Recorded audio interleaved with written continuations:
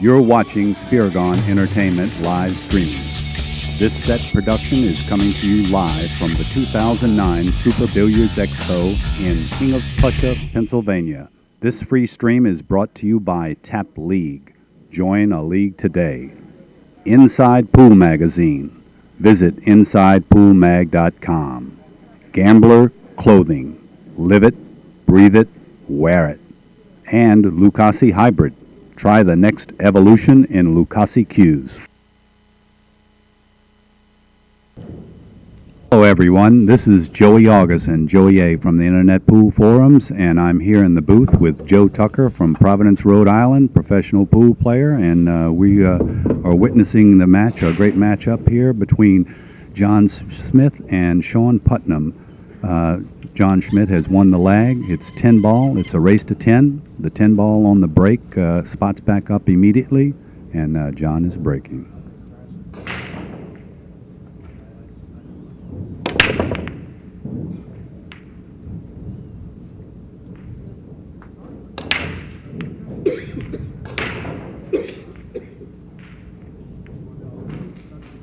Well, the three ball's a little tied up. I don't know if he's going to be looking at a combo on it or not right now, but Shawn's got the one ball. What do you think about that three ball? What does he do about that? Well, on my angle right here, the combo is just straight in. So Shawn shoots so straight.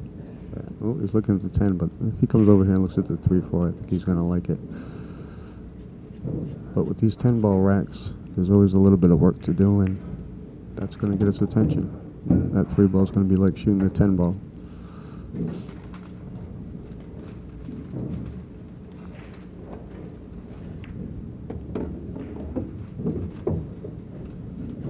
Still not sure what he's going to do. He can go up either way. He can go high inside for that 310, or he can throw it back to the side rail for the 3-4, but he hasn't even looked at it.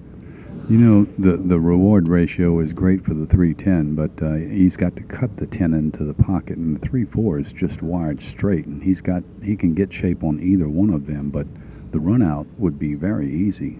Yeah, he never looked at the 3-4. No. That big blue stripe got his attention. He's going to go a little too far. Well, we talked about this just about every match on this TV table. The cue ball is rolling rather quickly.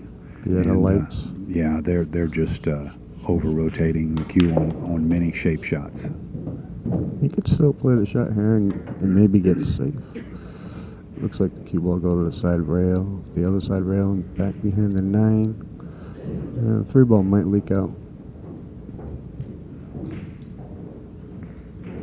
Tough shot to pass up. But these professional players are such good decision makers. And just little spots like this can make a big difference in the whole match. Is safety an option, resting the cue on the 10 ball? Definitely. And that's what he's doing, Joe. And I think he showed a little care there not to put the 3 ball too close to the end rail. Making it a big ball, right. Easy to kick at, which is what he did.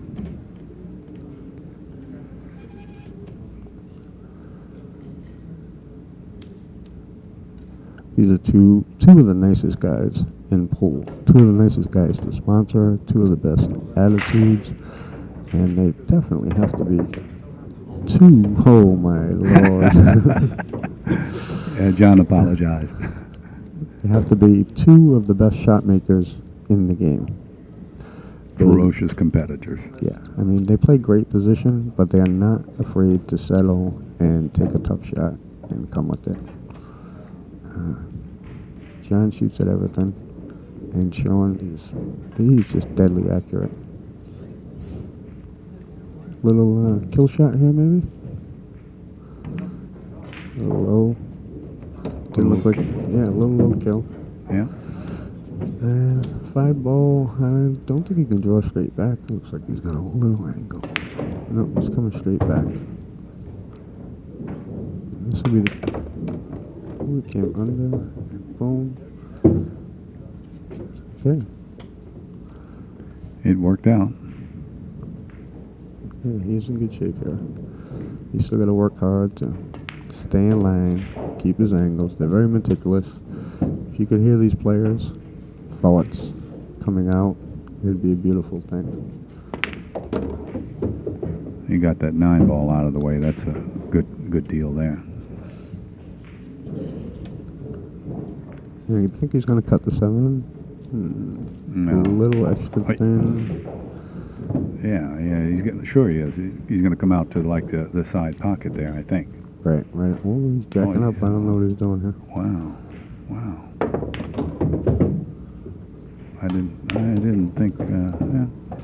Well, and I think the 3-rail shot was there that we both liked, but he would have had a little angle on the 8 that maybe he would have bumped the 9, so he wanted to get a little straighter on the 8.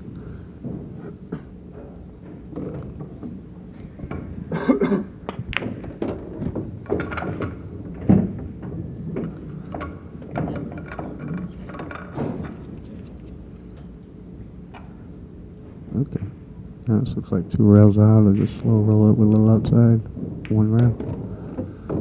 I like to come back to that 2nd rail. Tell you what, John looks like he's got this fast speed down pat. A number of players have had trouble with the speed of the cue ball.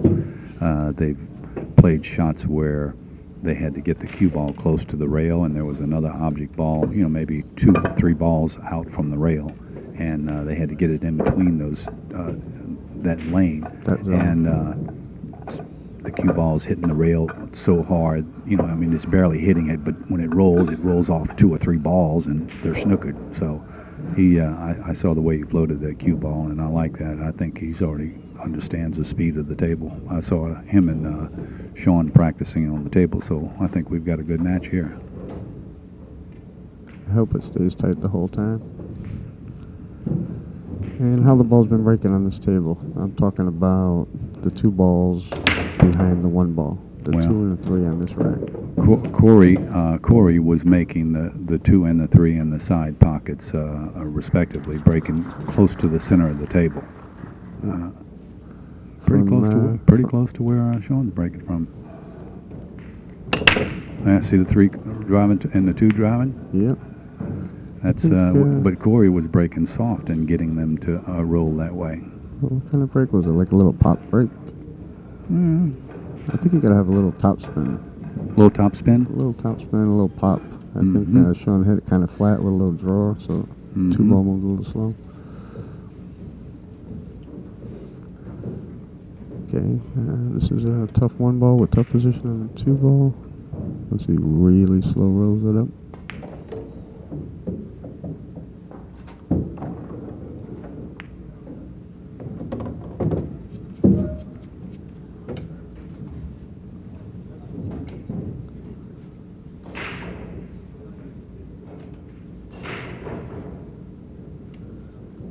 It's going to try to go straight back, right near the point. Okay, it's got a little funnies on top of the 3 here. I'm not sure what's coming up, Joe. What do you think about this one? Yeah, he may try and run into the 6. Right? That'd be a fancy shot. John's very He's going to put his super stroke on there. I seen him come with a few 2 super rails. strokes last night. It's incredible outs last ran night. into 6. That's what I thought. Okay. Little straight pull, bumping the balls. Knowledge there. Nah, well, Schmidt has given me a lesson or 2, so I'm trying. That straight pool's a new game for me, but I'm trying to learn. He's the man. Mr. 403. Unbelievable. 400 balls. I actually, I didn't know he was in the middle of his run when he was accomplishing that feat, and I called him on the telephone, and I interrupted him. He's at about 250, I think it was, and he says, "Oh, Joey," he said, "you won't believe this." He said, "I'm at 250 right now." He said, "I'm feeling so good. I don't know, I don't know if I'll ever miss a ball." He said, "I'd really like to get to 400," and I said, 400. I said, "Well, John," I said, "what you got to do?" I said, "Just settle down." And I said, don't worry about where the run ends. Just continue the run and let it end where it ends. Don't even have an end in sight." And the next thing I know, he's Mr. 403. Well, you give him some pretty good advice there. How many guys you think would answer that phone on a run of 250? Well, I felt so bad that I called him. I just didn't know he was playing. He's going to back the 6 and draw back. Went a little wide on him. Well, John leads 1-0, and it's Shawn's shot at the table, and he's got a wide open shot at the 6. So we'll see what happens here.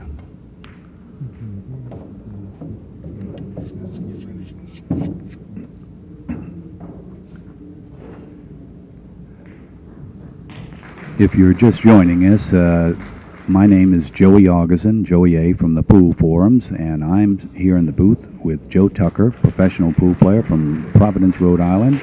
And we have a match underway right now between John Schmidt and Shawn Putnam. And the score right now is 1-0, John Schmidt. Shawn is shooting at the 6 ball, and he hits it with such good pocket speed. That pocket speed dangles right off the edges of the pocket and falls in the hole with perfect shape on the 7. Takes a lot of courage to hit the ball that far away at that speed. But he doesn't mind switching gears and popping that 7 in at a very firm, confident stroke speed too. Right strokes at the right time. That's what these guys do.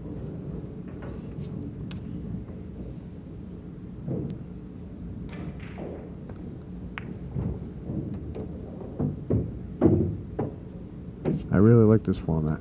10 ball, for those of you that don't know me, I've been begging for it for 10 years. At this tournament, you will see no arguments over the rack whatsoever. Players are racking their own balls, spotting the 10 ball. If it goes in on the break, they spot it immediately.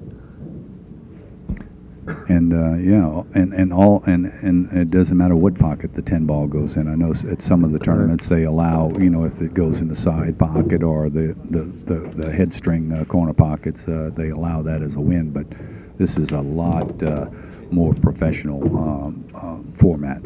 Yes, I like spotting up.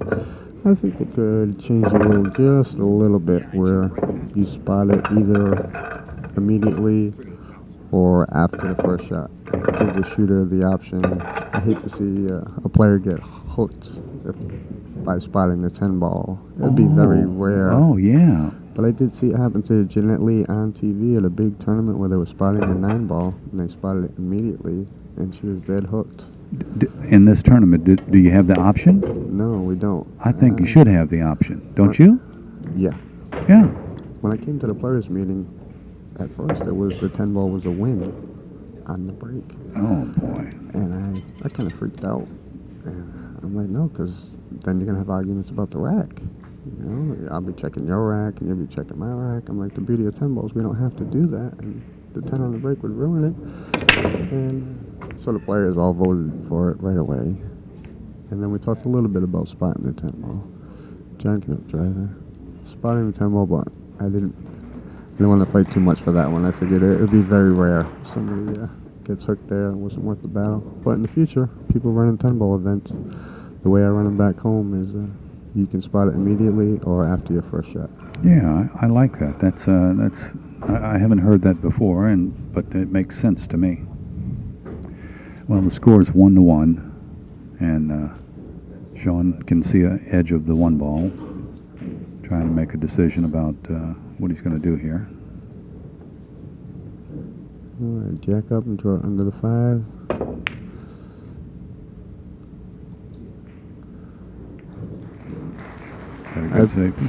I played a shot like that today and played it safety to break out the 3-6, just like that. 2 railed the 1 ball and it went dead in the hole. Jumping at the 2. Okay, this is gonna be a nice shot right here. He's got to put left-hand spin on it. He went in this way. Look, he's going bad hit. Yeah. But he was totally going for a nice safety if he would have kicked that one. Hit that second round, hit the 1 ball full. Right. Beautiful. That's my favorite part of the game. Nothing more satisfying than kicking safe. I don't care if my opponent missed a shot or played a nice save. When I'm in that situation, I love the chance to steal a game. And it's very satisfying when you're in that position. You come out good.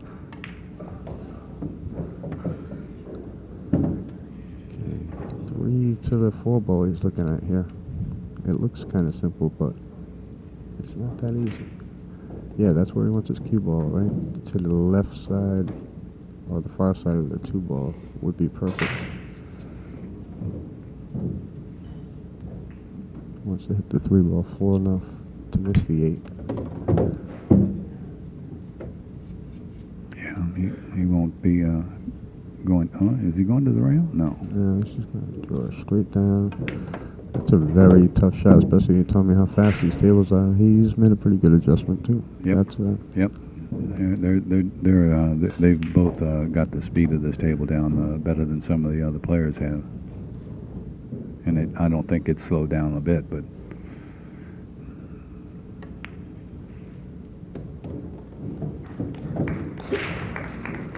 I think it's a lot of the simple shots like that we all have to appreciate a little bit more. Almost straight in on the 5, and in fact, he's practically straight in. Little angle to his right, tiny bit. Tiny bit. Scary shot. He's got to almost follow it. He's looking. He knows that if he doesn't hit this perfect, he's going to jar the ball. Scary. He wants to follow and go 2 rails. Nice straight stroke, this guy. Boy, look at that. Oh, Yeah. almost fell in the hole. The only thing he could have did there was hit it a little harder. Right? Well, that's right. Yeah, it would have squirted off the object ball a little more. A little bit. That's and given him enough angle to go the 2 rails. hard to do. Yeah, when you're trying to smooth stroke it. And Stay straight on it.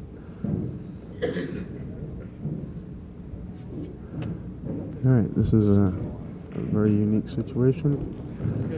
He's got I don't know if he can cut it. He can cut it. He can bank it, and he could 4-rail safety. It's and his cue ball is deep in the pocket.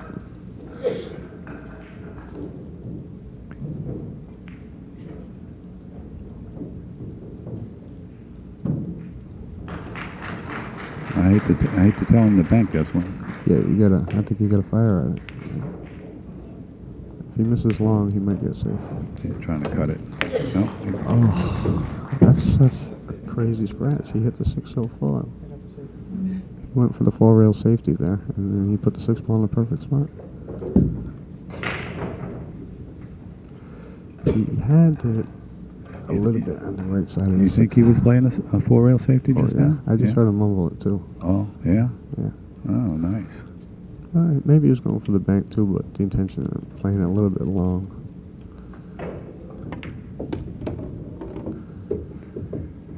Nice shot there. Using the rails to control his speed and his direction.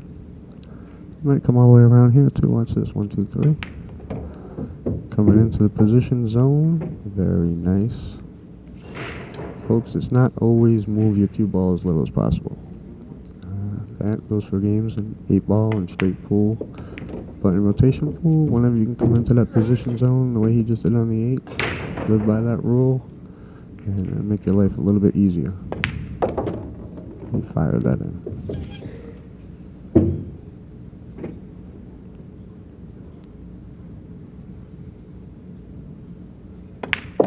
Very nice. And just like that, John leads 2-1. Shawn's breaking. Let's see if he's going to position these balls in any particular order. Number of the players, and he is. He's choosing his own. Oh, he's got a different order than a lot of the other players. I don't like the 8-9 up front like that. He's got the 1, 2, 3. I've seen one other player. I forget who it was. He positioned the 1, 2, 3 on the outside, and the 8, 10. That's going to separate the 8, 9, and 10. The 8, 9, and 10 are going to come this way, and the 10 ball is going to have a tendency to go towards the back rail, correct? Yeah, if it's a good rack, the 10 ball will stay right in the spot. But the 2 and the 3 are going to go 4 rails. If they don't kiss, they're going to end up down one end. If you put the 2 and the one the on 3, the opposite side, right? Yeah. But he might be under the impression that's how you have to. See where the 2 balls are going back down 4 rails? Sure. And the 3 balls going back. He might be under the impression that that's how you have to. Because a lot of 10 ball tournaments, they're doing that. Rack your own, but you have to put the 1, 2, 3 on the corners. Oh. So he might be still under that impression, because that was a question at the players' meeting. But I would rather put the 2-3 where the 8-9 were. Yeah, that's the way a number of players, most of the players have been positioning the 2 and 3 right behind the 1. I'll have a little chat with him after this match. Yeah. You might not want to give any advice right now that John might I get it. get red in the face. Oh boy, that's Oh, tough boy. to scratch over there like that. I know he hit it with a little bit outside, but it didn't really take that much. Okay. Well, what does he do? Does he bump this 2-8? Does he just go in underneath it and try and shoot it in the corner pocket? I think he's going to shoot the 1 and follow with the cue ball to hit the top of the 2. The only problem is it pushes the 2 to that back rail. He's got to hit it with speed in order to come back out like he did. You were right on that. He's lucky it didn't go to the end rail like you called that. Mm-hmm. You know, he hit the 2 ball pretty full. If he had cut it a little, you were right on the money. That cue ball didn't even, and he hit it with speed, and the cue ball still didn't come off the rail but a foot. Yeah, and like I was saying, if he cut it thinner, he would have the problem you were talking about. Mm-hmm. So that was a lot tougher. It's the little things like that keep us coming back. I'm telling you. You know a little bit about racking, don't you, Joe? I understand that you've got a book out and a video out on racking. Is that correct? Yeah, the book came out about 10 years ago, and DVD came out 2 years ago. And it's mostly on how to read the rack. Mm-hmm. See right here, the tangent line that he just measured is a little bit off. This ball's coming in here at 45 degrees. Bad roll here. No, he's got a shot. I don't know. Yeah, Well, he full jumps balls, full cue jumps balls really well. He's very accurate. So if someone were interested in your video on racking, how to read a rack and or a book, where would they go to purchase one of those, Joe? Well, thanks for asking. They can go to joetucker.net, and while they're there, they can see a lot of free instructionals along with ordering the products. And while I'm here, I just want to take the opportunity to originally tell you how that book came about after this jump shot. Nice jump. Let's see what happens. Oh, fortunate roll. He's got a bank on the 3. He will bank this. He will make an attempt anyway. So how did the book come about? Originally, 10 years ago, I wrote a full-page article to try to help change the game from 9-ball to 10-ball, because I thought the 9-ball rack was causing too many problems between players. It's like a flawed configuration, and it's too important between professional players, the 9-ball rack, where a tournament like this, it's more based on the playing skill. And it helps players get along a lot better. If you go to any 9-ball tournament, 9 out of 10 arguments start during the racking session of the show. Mm-hmm. So I submitted a 4-page magazine for free, and the publisher called me back and asked me if I could write a book on the whole thing. Gee. So I had to do more research on some of the other games, but I had the 9-ball rack down cold. Nice. That's nice. Very nice. I mean, he played all that. The kick, the carom, the cue ball position on the 5. That was beautiful. That's what we come here for.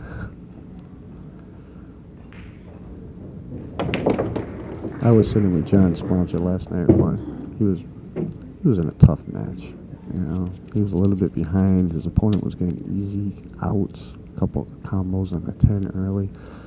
And John came with 3 tough, full rack runouts. There was just so much work in it. I was telling the sponsor, it's like, you have like the greatest player to sponsor.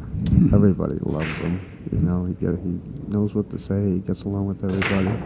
And his style of play is so exciting. Rail first, little inside. Yeah.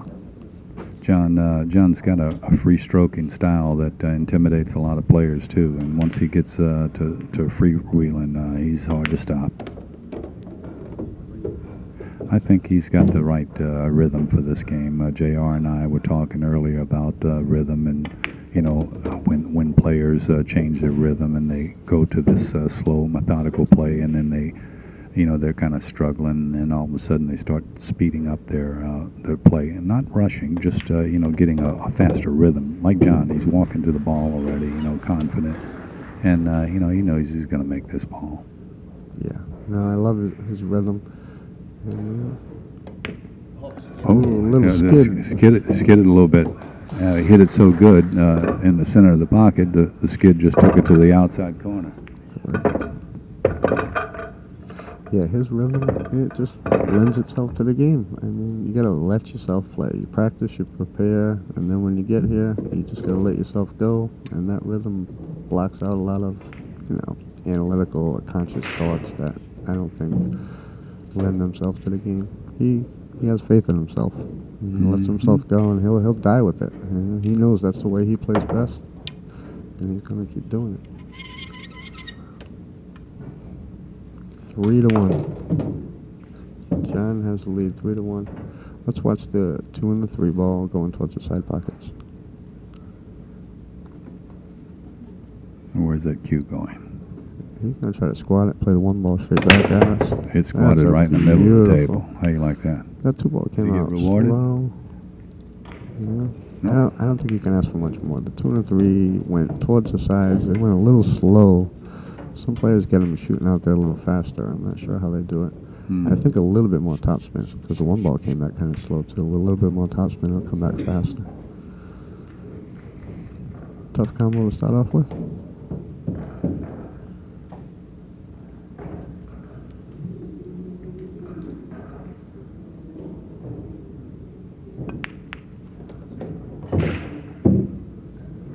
Now he's got a tough 2 ball. What does he do about that?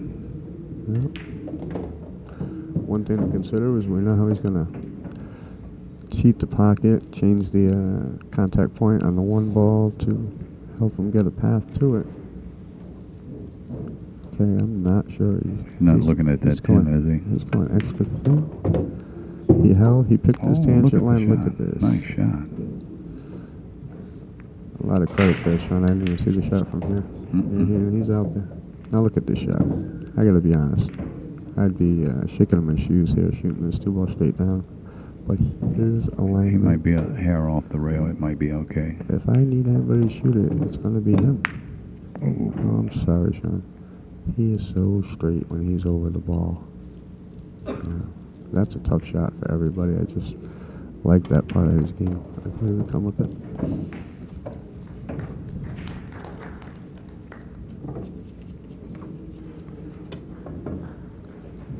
Under the 3.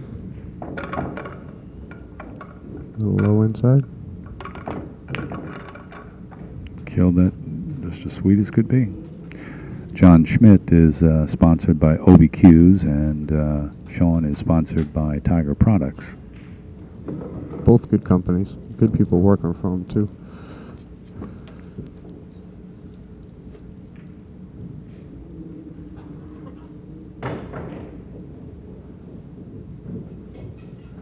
I met the whole OB crew here, I think 3 years ago. Went out to dinner with them. Nice family operation when they started off from Texas. Great bunch of people. And Tiger Products.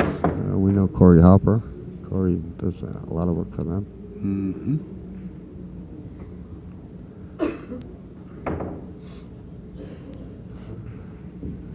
Talk about kicking in a small ball.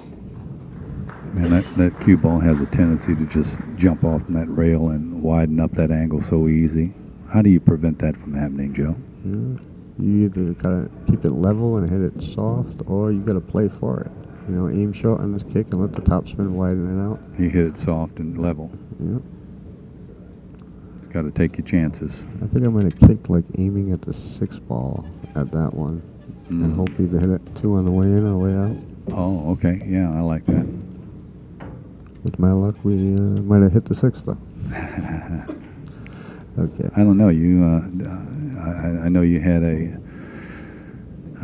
really good performance against Super Champion earlier today. It was a tremendous battle. Let you guys know if you ever need a coach, Joe Ye, give him a call.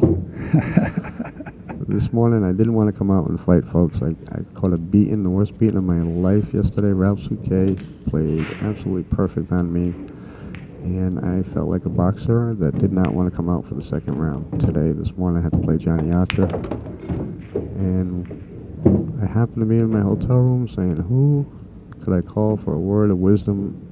And my phone rings, and a man I've only talked to 3 or 4 times, tops, calls me up right at the right time. And he got me ready for it today, and I give it a go. But it was a very, very tough match. Johnny's a champion. One of the greatest. Can you believe he won all that during the 90s and 2000? It's like, And still doing it. And still doing it. Still fighting. Nobody. He came out the gate pretty strong on you in the match, though, didn't he, Joe? Oh yeah, it was another lead, 4-0, and to be honest, I was very worried about taking another beating, so I had to keep reprogramming my thoughts. Nice shot, John, just missed a 10, and I had to just bad thoughts come in, and you gotta drop them and just replace them with a good one and keep the battle. And it's a great game. I mean, I just can't imagine anything else making my mind do what it did. Match. Well, you made a valiant comeback against Johnny Archer and showed you've got some good mettle. Thanks, John just wins this next game and makes it a score of 4-1. And with Mr. Putnam breaking, I believe. Oh, yeah. John was brushing off the ball like he was getting ready to break it. Gotta keep that chalk off the ball, man.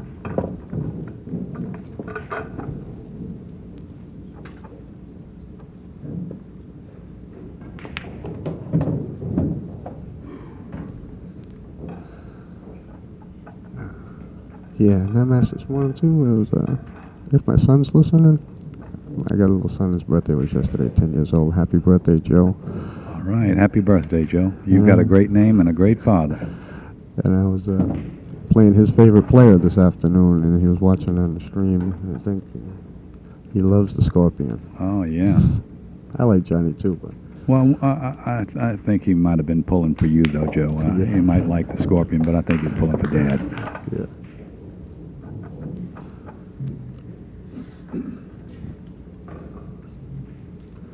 All right, now Shawn's got the 8-7 behind the 1 ball this time, and he's still got the 2 and the 3 in the corners. I gotta be convinced. The Florida Pro Tour has set the example for 10-ball tournaments, and that's how they play. Rack your own, spot the 10, 1, 2, 3 in the corners. I think it's the best set of rules in pool. And I don't mind this one where you can rack them in any order you want. That's good too. But I think Shawn might be under the impression. I don't remember seeing him at the players' meeting. Well, there was more than one player racking the 1, 2, 3 on the outside. I've seen it in other matches. I don't know why. I don't understand the logic behind it. Maybe they're hoping to hang up around those pockets. Okay, let's watch the 8-7, 7 shoots. 2 and 3 are coming off that so hard. I mean, they're jumping out of that rack. They were coming hard enough to go 3 rails. Yeah, they usually go 4 rails. I don't like how his 8-ball came out of that rack. The 8-ball was the second ball, and it really moved really slow. It didn't even go towards the side pocket. So that tells me there was some spaces that didn't belong in that one. Okay. Tough to push out against any professional pool player. They know everything you know. They can execute everything. And that's why he's jumping, folks. And he's jumping because that's what he can do. Well, he's going to have to do it again. And he won't mind again. What's your own personal opinion about jump cues? I've asked a lot of people. Don't like them, okay? I haven't used mine in a tournament in 4 or 5 years. I did practice with it last weekend ready for this event, but I pulled it out twice in my match today, and I failed. But that's aside from the fact. I don't like them for the reason that Grady Matthews states. It could take you 5, 10, 20 years to become a good kicker, and it could take you 10 or 20 minutes to become a good jumper. You know, not a real good one, but you can teach somebody in a half an hour. They keep them in the game for a few reasons. You know, the fans like the jump shot. I understand that. Makes for an exciting shot, you know. Industry needs to sell some more products. That's right. I just love the kicking part of the game. You know, like I said earlier, I love stealing a game from a nice kick shot, and I can really appreciate that part. The jumps, I can't appreciate that much. Well, John leads 4-1. He's going to kill this ball. No, just play a safety, huh? Not too good, though. He passed us one up. Not because the 2-ball was a tough shot, folks, but positioning the 3 from where he was a tough. He's going to spin this one over behind the 8, the cue ball. It's like a slow bottom right spin. Oh, Good call, Joe. Boy, how did he do that? Well, that was a wicked safety there, and he won't get any soup today. Okay, this is a 2-rail kick either way we look at it. He's going to tie up the 8 behind the 5.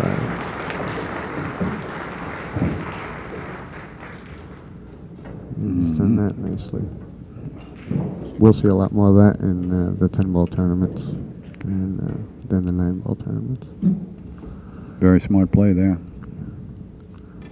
That was the only mistake Ralph made on me yesterday. He took an intentional foul and tied up some balls. Oh my goodness.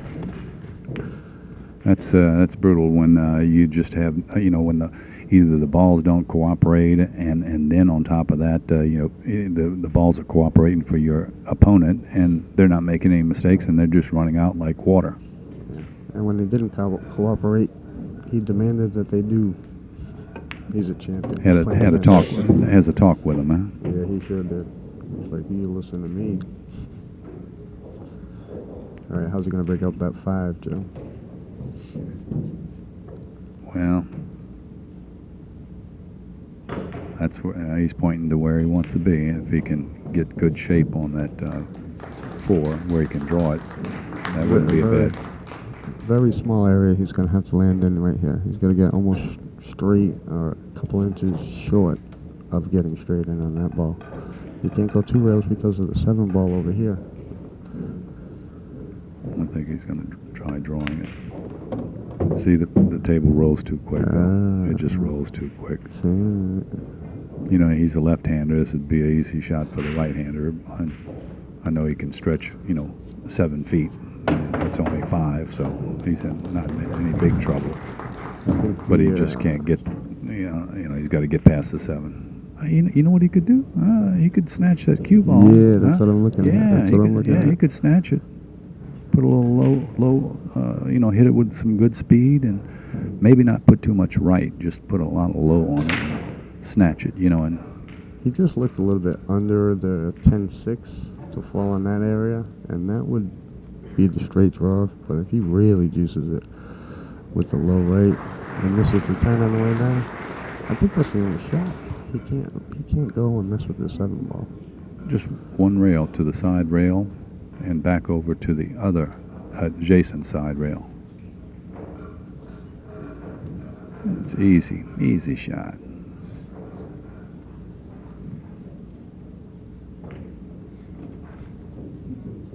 I can't see I see the scorecard over there with Ralph, but I can't tell who he's playing with. Do you know who that is? That is his opponent? Is that Gabe Owen? Yeah, Gabe Owen. He liked my shot, but he put the right hand English and it over-rotated. Oh, no, he didn't. He's going to be all right. He can make that. I mean, he's a little bit below it, but you got to be real happy from the position he was in where he got. No, this is just another tough position shot. 3 rails with the cue in the middle of the table. I like it. So you got to just miss the sun. Oh, he got a hole in it. Light stroke on it. Much better. Yeah. Better I didn't choice. think you could see that full. From our angle, it didn't look like it was that full. It looked like he had to cut that pretty substantially. That was a good shot right there. Make sure he got on the right side of the 7. Ralph leads his match 3-2.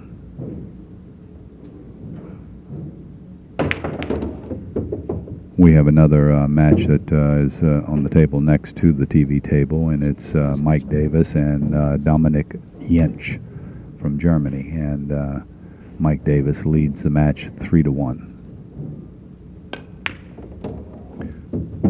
I'm not familiar with Dominic Jentsch.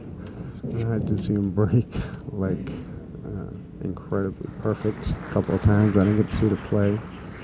Mike Davis, he's always a threat in every match. He plays so steady.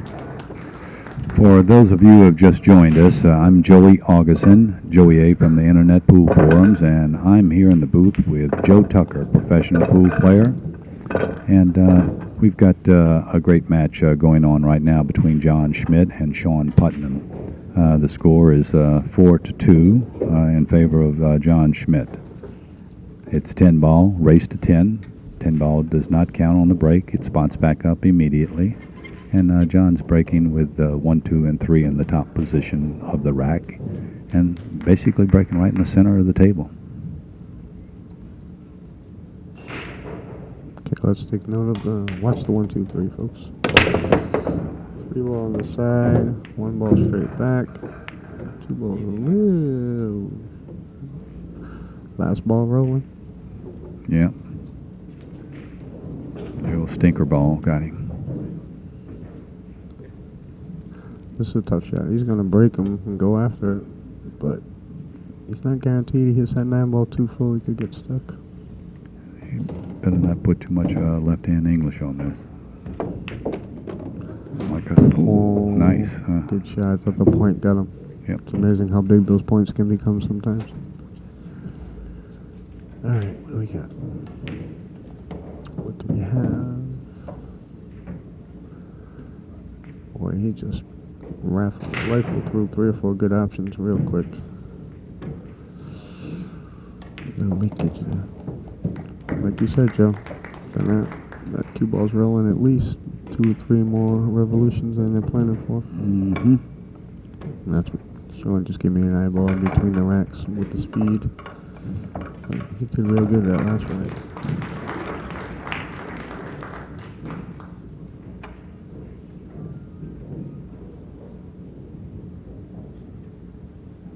Now he's got a tough shot with tough position, and I just don't see any reasonable safes here. Real quick reminder, if you have cell phones or pagers, please turn them off. This free internet live stream is brought to you by Lucasi Hybrid. Try the next evolution in Lucasi cues. You can go to qandcase.com's website and choose your new Lucasi Hybrid.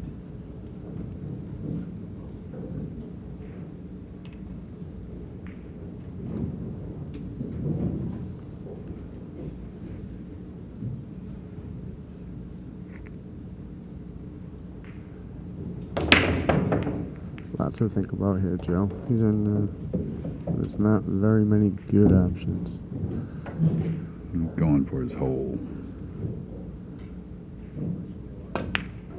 Oh boy. You know, he really took his time and thought that through, so I didn't expect. I don't mind a miss. Okay. 4 looks very tight by the 6, and he's going to have a little work at the end with the getting position on the 9.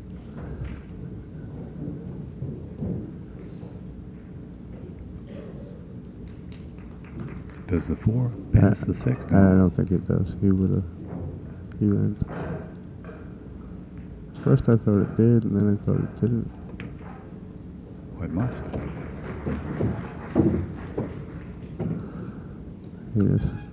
John's funny. He could be running. He could be on the 300 ball running, shaking his head like it doesn't go.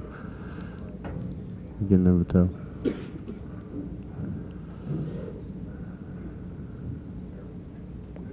He may have been lining up for a carom. Right. 4's going to really move on him here, I think. He'll come out a little high. Well, he hits it nice, Get the soft. side.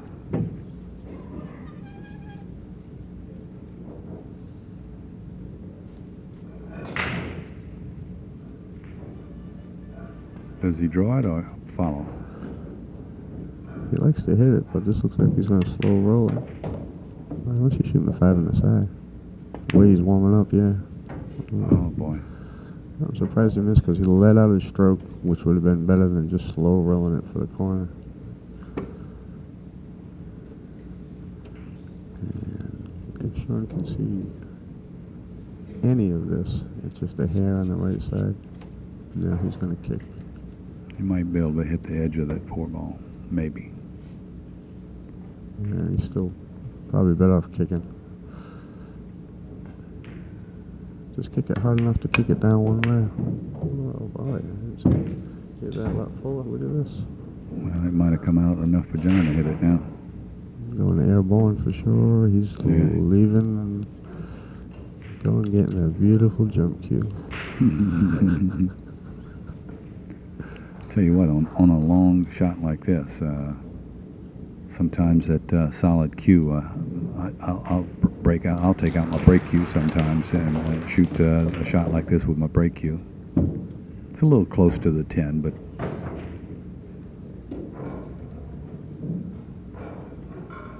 Gotta make him a favor here to make this one. and this is like an 8-foot jump shot. I mean, this is a long distance to travel, even if the 4 is right in front of the pocket. It's not dead in the pocket. It's not a gimme.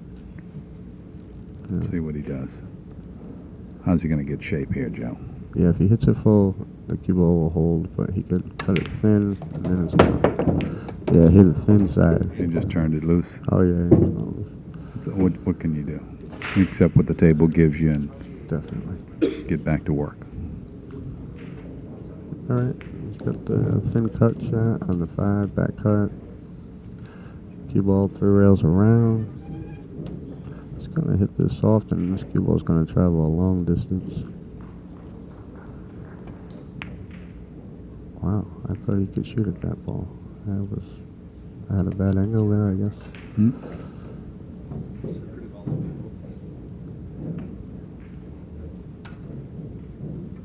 What do you like here, Joe? I hate to play such a weak safety, but I mean, you can go right, hit the 5 ball right up the middle of the table and try to keep that cue behind the 7, with a little left-hand spin. You're right on the money. That's a good shot. And like you said, you hate to give these good players any kind of air. That's going to give them some air. If you try cutting this ball and hang it up, it's Katie bar the door. A lot of times in the spot, I'll play rail first with the inside and try to make the 5. Cue ball goes straight up, and if I miss, it'll bounce back over. Mm-hmm. But with the cloth being so slick and new, that rail first with the inside, you might not grab enough. But the only way, he's going to cut straight at it. Yeah, he did Look my at the shot. inside. That 5 ball is going to move a long, long way. I wonder why so hard on that shot. What's that I now? wonder why he hit it so hard. Yeah. Trying to get that cue ball to get behind that 7. Yeah, it's like he was holding it with topspin instead of the inside, maybe. Mm-hmm. Okay. This is John Schmidt special. Fire in the hole.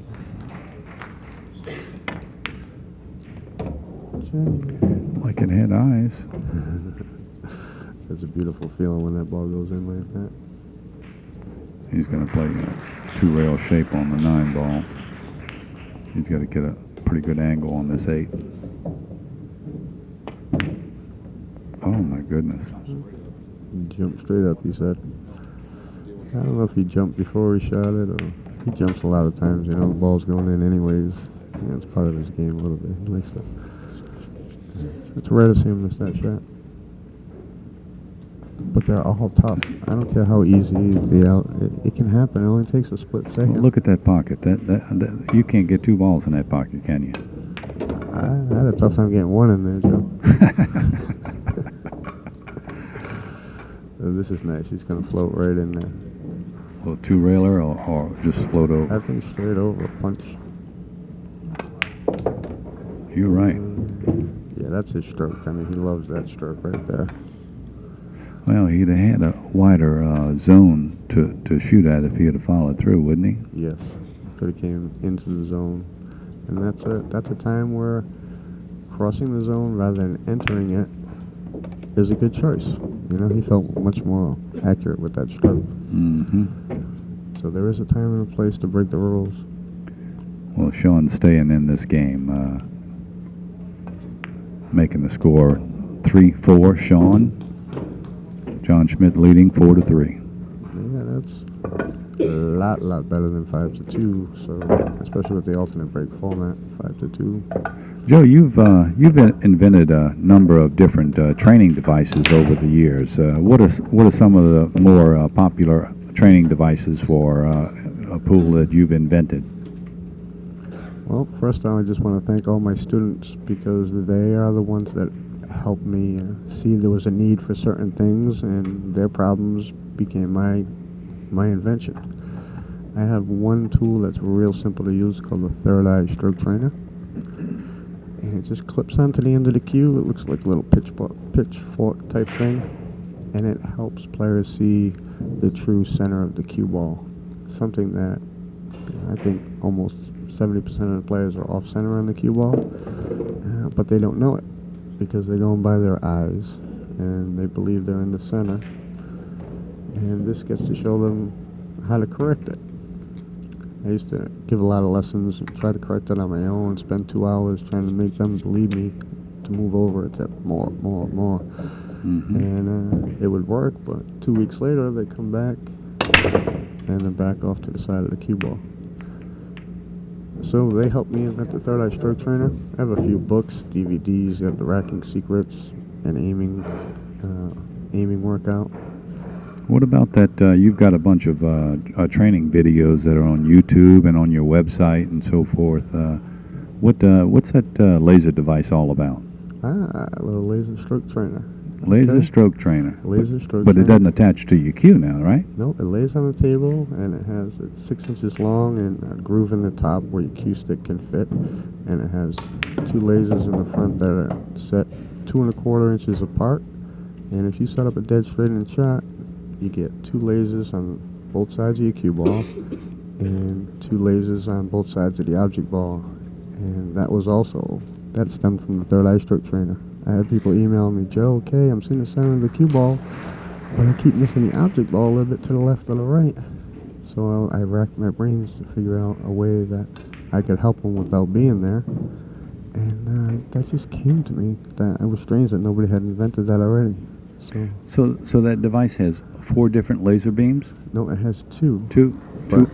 The laser beam It touches touches the cue. both. Yeah, it touches the cue ball, and then it touches both sides of the object ball. Oh. It works on all shots if you use a ghost ball with it, but straight in shots, it's invaluable because so many players don't have access to an instructor or anybody qualified to say, okay, you are now lined up dead straight. This is what it looks like. Because to most people, it looks a little wrong. Uh-huh. So, and especially after you get down on the shot, it starts looking a little strange, and then you start adjusting and moving around. And that's where that device straightens you up and says, hey, you're on. There's the 2 lights. All you got to do is deliver a straight stroke. And once you can get that image in your mind, I can imagine. I haven't used one, but I can see where that device would help you to develop a memory of a correct sight picture that you need to be looking at. Oh, that was a close to dangerous shot there. Yes, indeed. Yeah, almost everybody that gets it and lines up straight, they say the picture looks wrong to them when they're lined up dead straight. Wow. Well, you just got to correct that memory. We go around life believing our eyes, so we think, why should pool be any different? But like you said, you made a good observation. Once you get down there and you start adjusting, it's totally different. So that is some good advice to do a lot of aiming before you get down. And when you get down, you got to kind of trust yourself. You can't do too much aiming when you're down over the ball. Mm-hmm. Okay, they're battling back and forth for some crazy shots here on the one ball. Yeah, the score's 4-3. John Schmidt leading and shooting. And ducking. Not too good of a duck.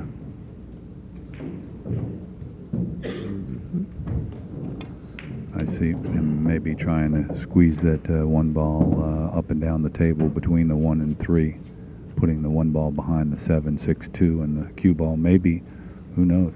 I don't know. He might even float that cue ball in the doggone hole between the 4 and 10. I hate to think that, but I like maybe just playing the cue ball over there anywhere. Just play the cue ball directly into the 4 ball. yeah, he's looking at the 10, hoping for a little carom. I think if he hits the 4 ball anywhere on the left side, I don't care where the 1 is. He's got a real good shot to get saved. He can't play this 10 ball unless he hits the cue ball rather hard, and it's going to make the 1 ball go up and down the table, two rails, and come back in the vicinity of the cue ball if he misses the 10. So I don't know what he's thinking about here. We're all going to find out right now. 10 ball straight through.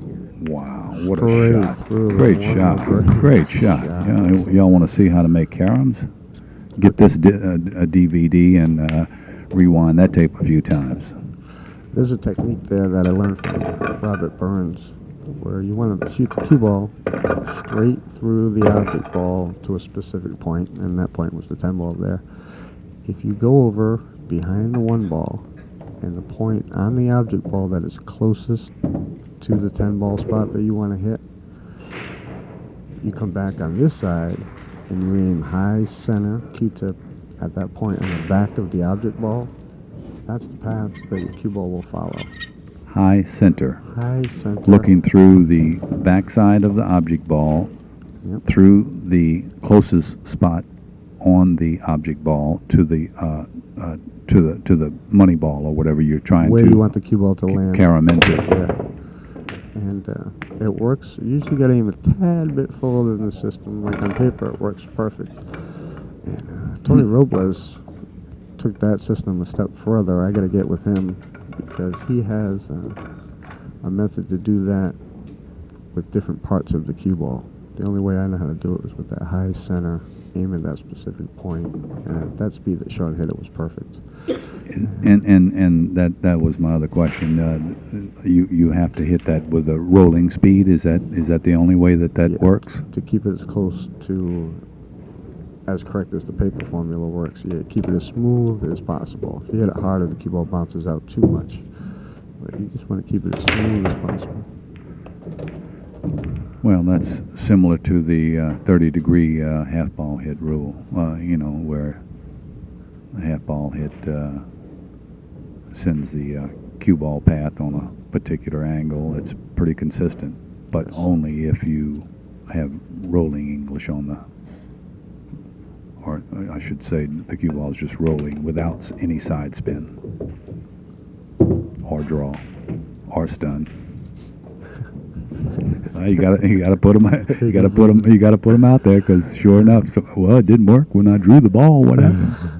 You're right. You're learning to cover myself that good all the time.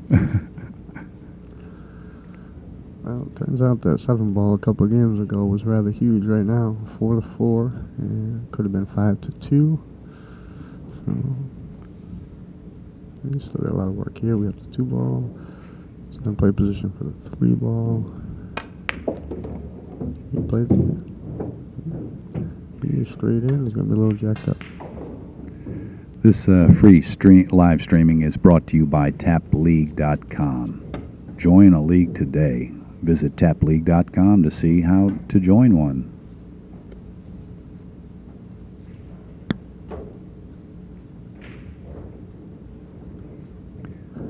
The Tap League has a tournament going on here right at the Super Billiards Expo right now.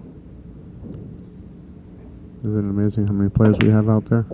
Oh, just hundreds and hundreds. Open Amateur had about 850 entries. My goodness. I don't like shots like this. Okay. Because I can never tell if I can make it by there, and I'm afraid of making a bad hit and it being close. But he was ducking all the way, and he did a real good job of it. I don't think John can get past the 9-ball either. He's going to have to do the tough shot, one rail, and hope it doesn't skid off, like I was talking about. Yeah, if he misses this, he better miss on top of that 5. Because he could hit it on the way out. He could even get safe behind the 6. Right. If he goes long here, I'm going to be a little mad at him. Let's see if he puts a little run in English on this. Yeah, not much, though. Right on the money there. Look at this. Oh, what a terrible roll. Not yet. Oh, yeah, the cue ball's froze on the rail. Yeah, it is. This is... I don't think Shawn fall in love with this. John gave the thanks nod up in the air. Both of them smiling. I like that. Tough, they're serious competitors, but they understand, sometimes the rolls go your way and sometimes they go against you. Yeah, they learn to deal with it. I don't recall ever seeing either one of these guys angry. Score is hill. It's 4-4.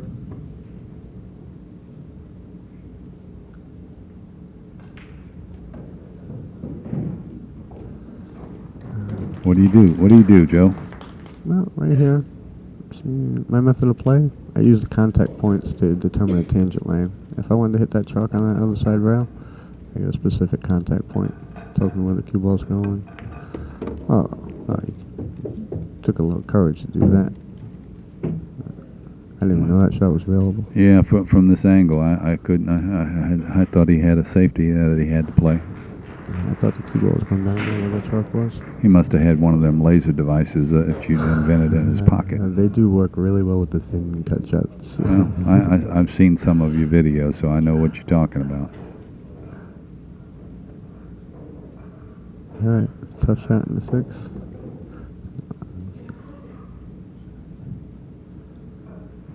You gotta be so accurate with this shot. How did he hit it?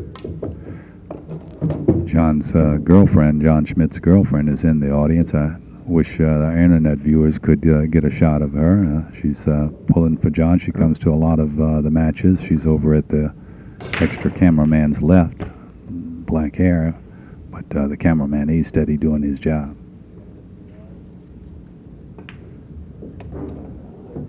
Well, he's just got to move that camera to the left there. Oh, no, there she is. She's up there in that upper left corner of your screen there. She's sweating it pretty serious, too. Oh, yeah. Ooh, nice touch. Real sweet girl, Rachel.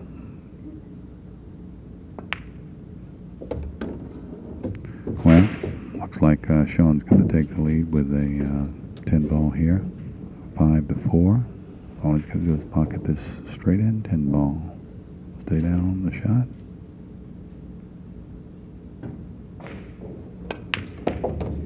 Very nice. And that's it. 5-4 now. If you just joined us, this is Joey Augustin, Joey A. from the Internet Pool Forums, and I'm in the booth with Joe Tucker, professional pool player and inventor of many pool instruction devices, and we're having a good time. We're watching a match between John Schmidt and Shawn Putnam, with Shawn leading 5-4 and breaking.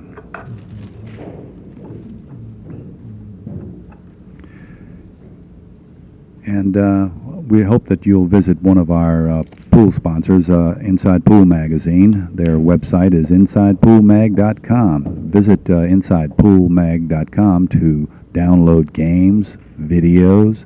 They've got a great selection of. They've got this one set of videos that they do that's really interesting. It's called What's in the Case, and they've just about asked every professional pool player in the world what's in their case.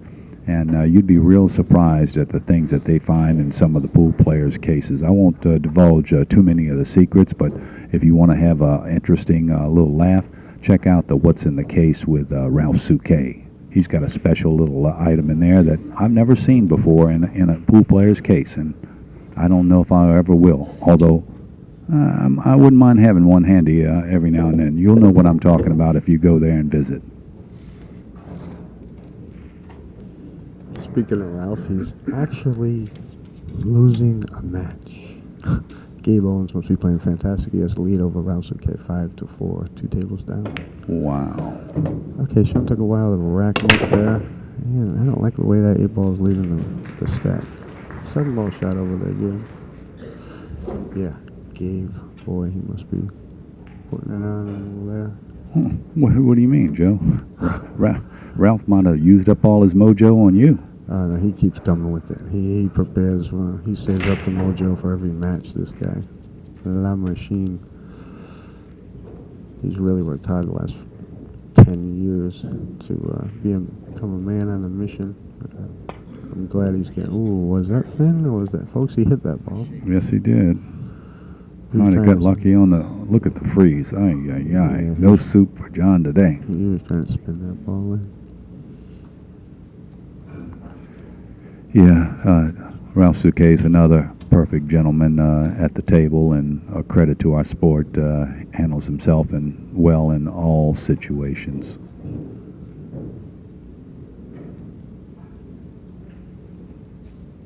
Buddy Hall's the only man that ever beat me as bad as Ralph did that time.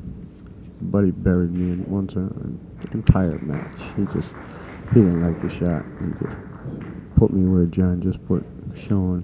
Mm-hmm.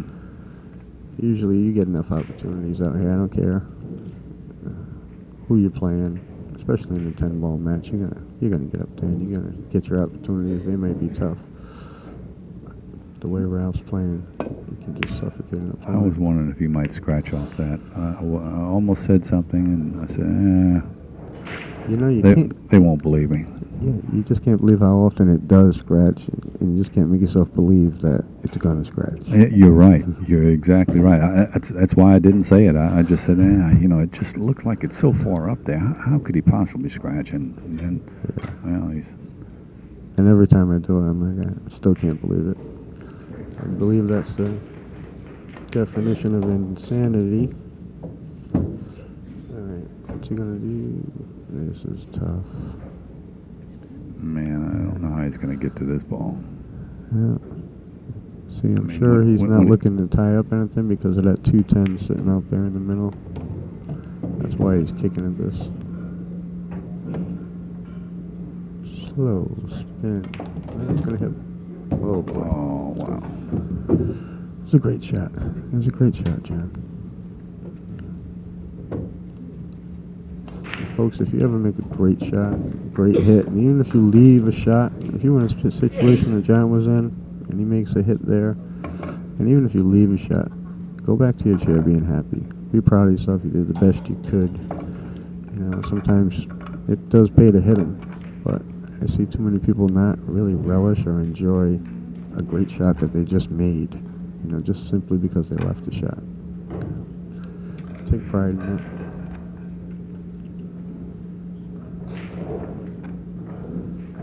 Yeah, I've been told that by a number of players where, I've heard the term, used to go all in on the shot. Once you make a commitment to a tough shot, don't give a half effort and split your effort between hoping that you don't do it and trying to accomplish the shot that you're trying for. I totally agree. I threw out the theory of missing on the pro side because it seemed to make me miss too much. I'm either going to play the safety Mm-hmm. or I'm going to go for the pocket. I know, maybe on the bank shots, a little bit short. But those thin cut shots, most of the time, you got to commit.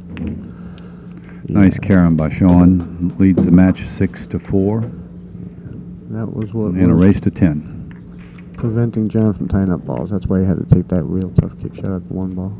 He couldn't just tie up something and give Shawn ball in hand on that shot. Well, nothing's gone John's way since that 7 ball. Yep. It was about 5 games ago. Momentum has changed. 4 games ago, sorry.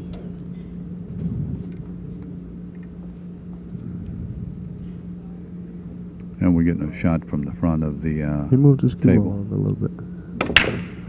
All right, see that 2 ball did not leave the 10 ball. Looks like he's taking a little something off him his break, too. He's not breaking quite as hard. Yeah, he did take something off there. You're right.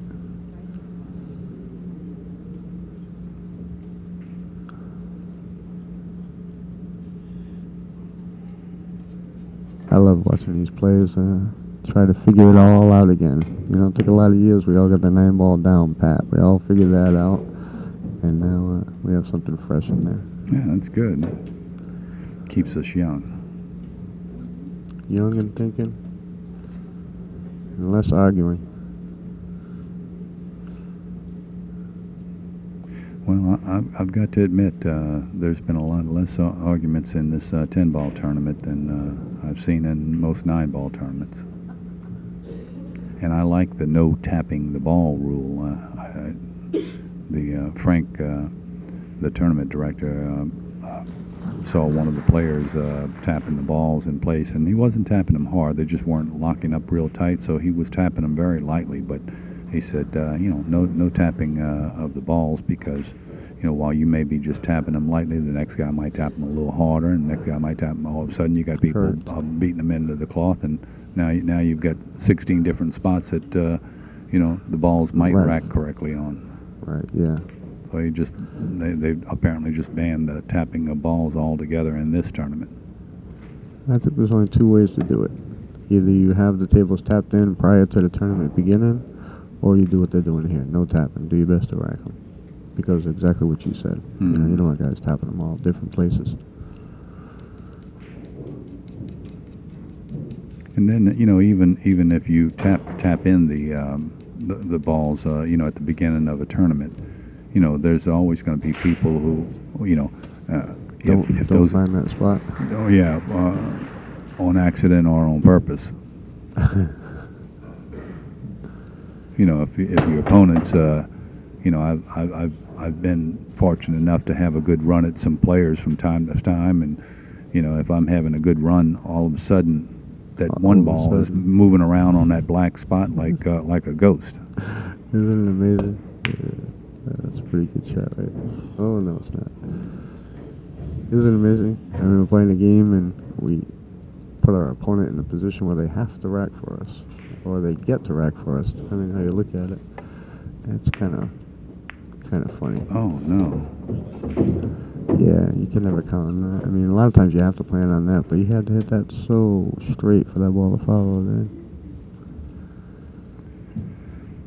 I don't know. I think John just needs to stroke this ball and pull it to the side rail. He's going to float it in, but I think he ought to just stroke it in.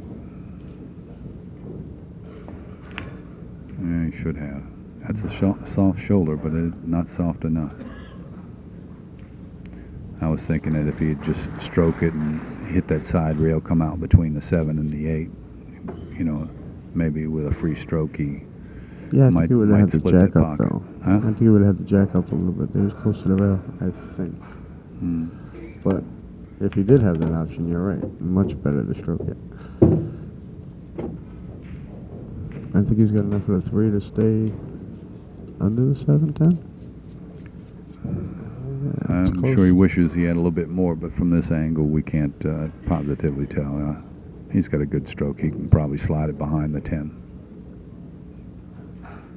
You've got to watch out about getting straight in on that 4, though. If he hits it with that big, powerful stroke, and then, cue ball runs down the table, it's allowed to go all the way. Looks like he doesn't have enough to hit it full, so he's looking behind the 9. And you're right. We're also worried about getting down there, that we just think we won't get straight in. But it's amazing how many times it does happen.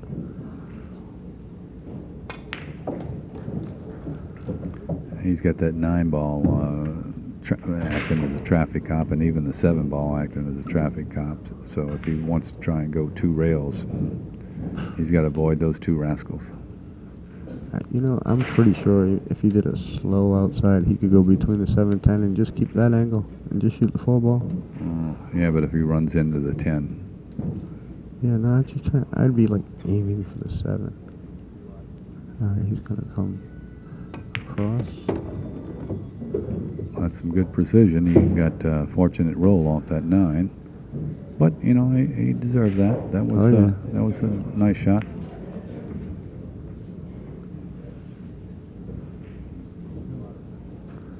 Let's see. He's gonna just miss the 9 and the 5 here too. Oh. Well, he's running into balls. He can't keep doing that.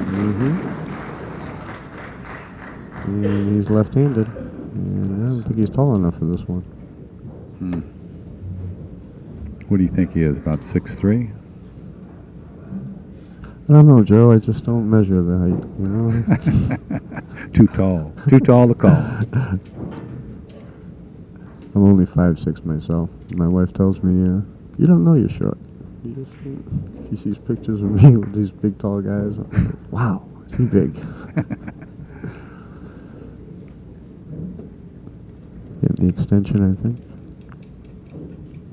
You know, there's a lot of discussion about height and which is better for pool, you know, to be short stature or tall stature, you know, and I guess each there's different things, you know. These jump shots seem to favor the taller players. You know, they're able to get up real high easily, and shorter players, well, they've got a better perspective about the table, I think, you know, as just yeah, there's going to be benefits on both sides. yeah.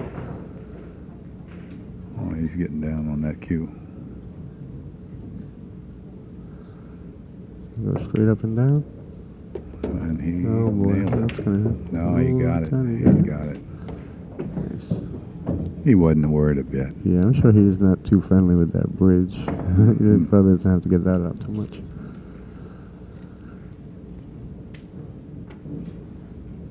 So he's got his own bridge head, and he attaches it to his brake cue.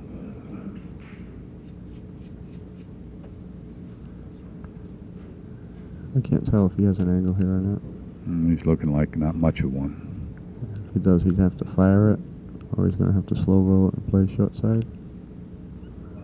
He's firing. Ooh, he was ready to fire it. I know he's going to pop it with that Shawn Putnam stroke.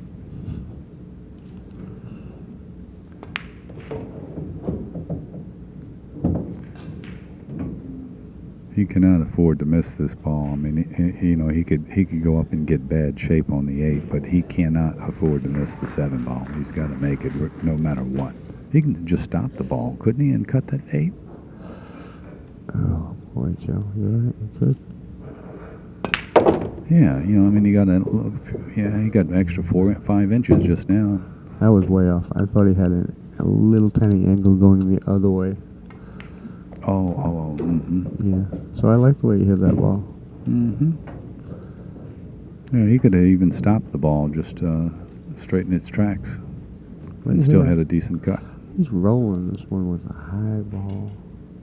I guess you can do it. He's hit it full enough. Yeah, soft touch.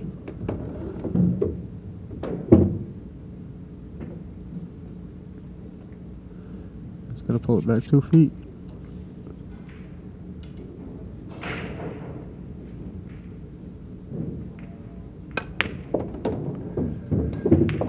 Very nice.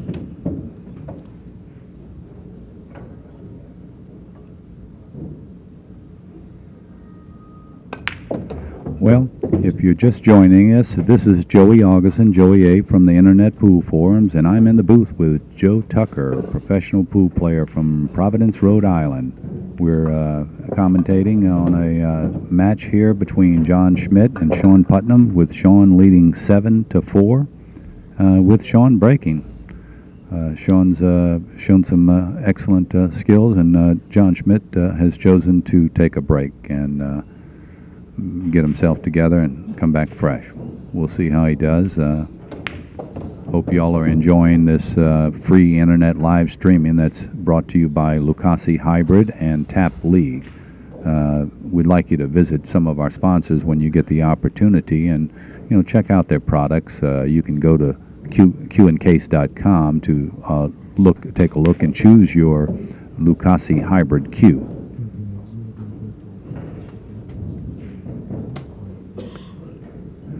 We're gonna, while we're taking this, John's taking his break, we're gonna go to a commercial break. Thanks, and stay in tune. We'll be back with you soon.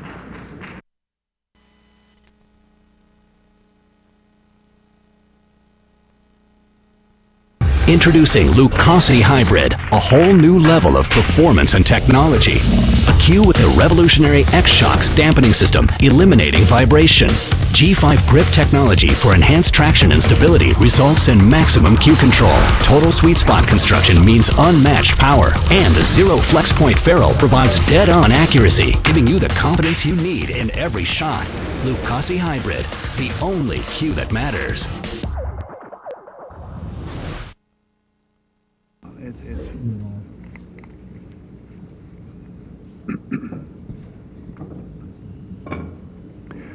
Welcome back, everyone.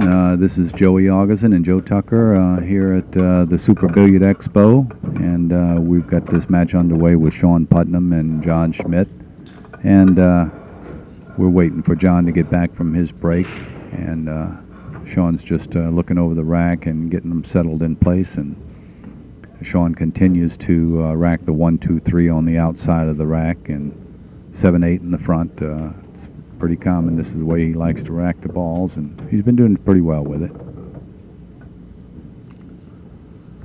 The score is 7-4, and I hate to bring up John's 7 ball, but John was leading the match 4-2 and missed that 7 ball, and Everton seemed to go against, well, not against him, but the momentum has changed definitely since that point in the match. And it only takes a split second to cause a miss like that. It's like these pool players have to concentrate so hard for so long on every single shot, or that can happen. I guess that physical conditioning, is something that's critical to, top performance, especially in a field like this where you have to have such tremendous focus and concentration. And it can be so draining to concentrate and fight that long, match after match. It's mental work, but it drains you physically. That's why going to that gym, I guess, is a good thing to keep you in shape. And it works, folks. It works. Anybody who wants to work on their pool game, make sure you put some physical exercise in your training schedule.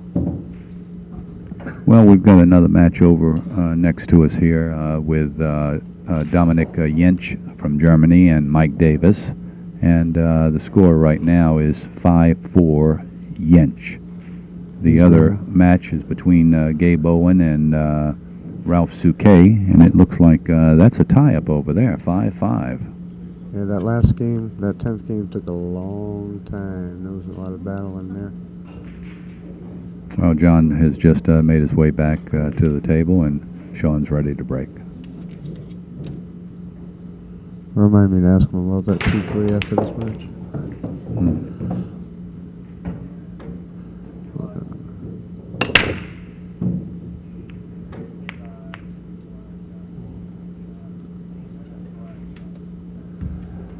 Okay, come up dry.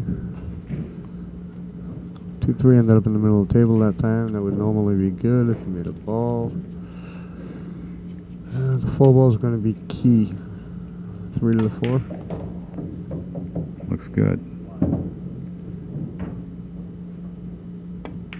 I hope all of you internet viewers that are watching this free live stream and are appreciating our extra cameraman's work. We've got a man out there and covering all kinds of different angles on this on this match, and hope you're enjoying it. We are. Well, he got where he can draw a straight bet. This is just an added touch by Set Production, Spheragon.com.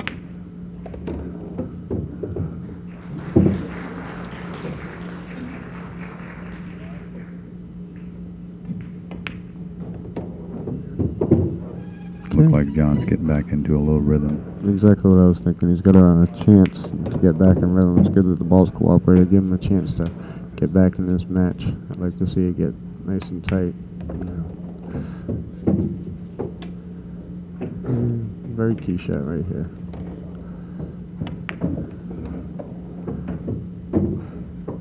Didn't hesitate for a second. Wasn't worried about scratching in the side or running into the 10. Nah, he knew that ball was going. Yeah, that was interesting, right? He tried to stay on the inside of it so he can go around 2 rails. He didn't want to shoot that ball way up here.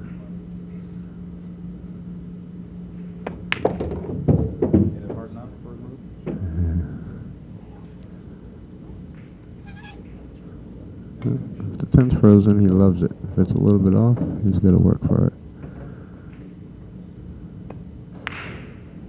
Well done. You called it. And the score is now 7-5. John fighting his way back into the match. Shawn leads 7-5. Let's see if he goes back all in on the break, or that last one he took at least 25% off the last one. Yeah, I think I've seen better results from the players breaking with a little more speed.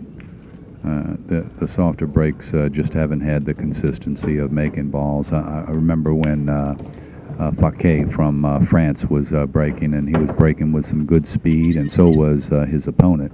And they were making 1 and 2 balls on the break. So. No, he switched over to the side rail this time. He went from center, a little off center. Well, now he's over to the he side. must have heard you talking earlier. He played the 1 in the side, and it was going dead in. But the problem is those back balls beat it. Well, the old last ball, dirty ball, blocked the shot on the 1 ball. But again, here we are. This is probably John's, 3rd match of the tournament? Mm-hmm.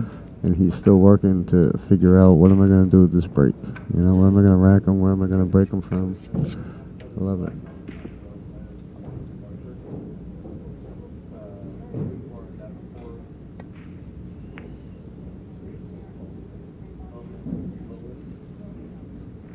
Wow.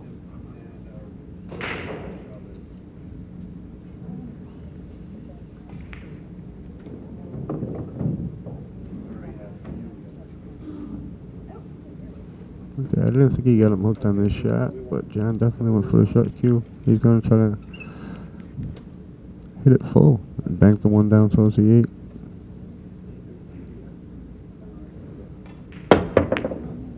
And I think he made a liar out of me there. He looked like he was just cutting that ball straight down there, Joe. Does he try to sneak in behind the 3-8? Well, the shot is there. You have to hit it perfect. If you cut it a little too much, you go right in the drink. He's looking there. He might leave the 1 in the side pocket after he hits the 3. No? He Very doesn't. nice. That's perfect. Oh. That was wicked. No soup for John.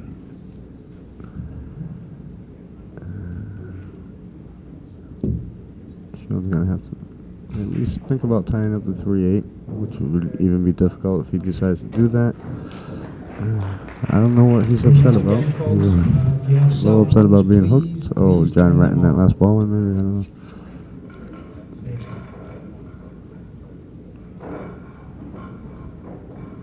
He's left-handed. He could actually kick at this 1 rail if he wanted to.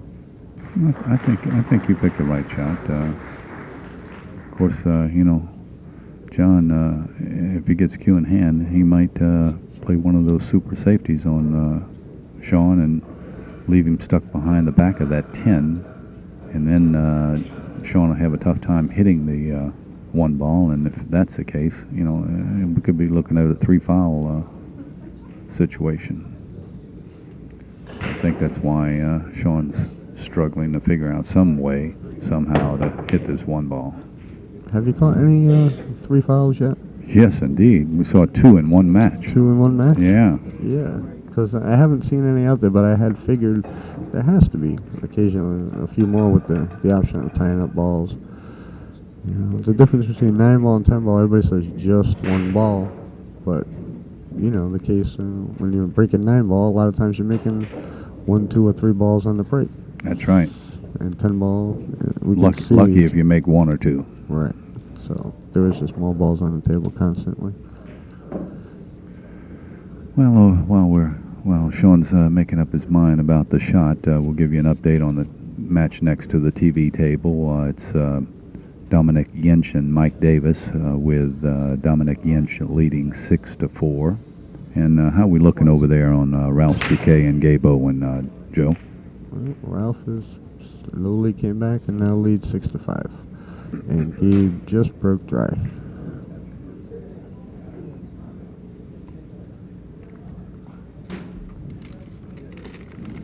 I think I'm going to stay pretty glued to Ralph Souquet for the rest of this tournament. The way the man is playing, his focus, his execution, his demeanor, everything is what pretty much we all aspire to be.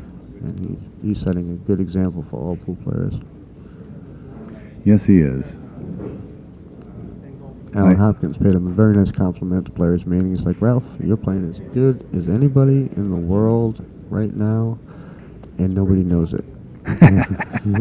Alan was talking about his new scoring, his rating system for pros that he introduced here, scorecards for each match, and he used Ralph for a good example. He's like, they need to know just how good you are. And Ralph is like, I agree. That's right. Yeah. Hey, that's that's very likely to help the players' sponsors to get behind their players even more.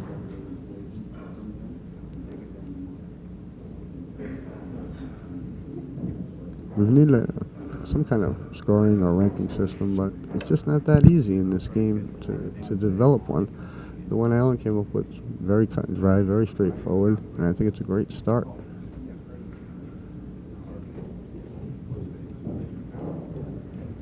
That was a little jump, masse, 2-rail kick. A little jump, masse, 2-rail kick. Awesome. And he sells out. This is a situation where, like I said, folks, he did the best job he could. He could go back upset that he left that shot, but I don't think it does him any good. He did the best he could. Would you have put that 8 in front of the 3? It wouldn't have been that easy from where he was. It would have been a tough decision. Like you said, it could have been a 3-foul situation. You had to give a great player like John ball in hand. I think if the cue ball was maybe 1 inch over to the right and it was easier to tie up that, guaranteed tie up the 3-8, I really would have considered it. This is a tough shot right here, 3 to the 5. It's got to come straight back at the 6, I think.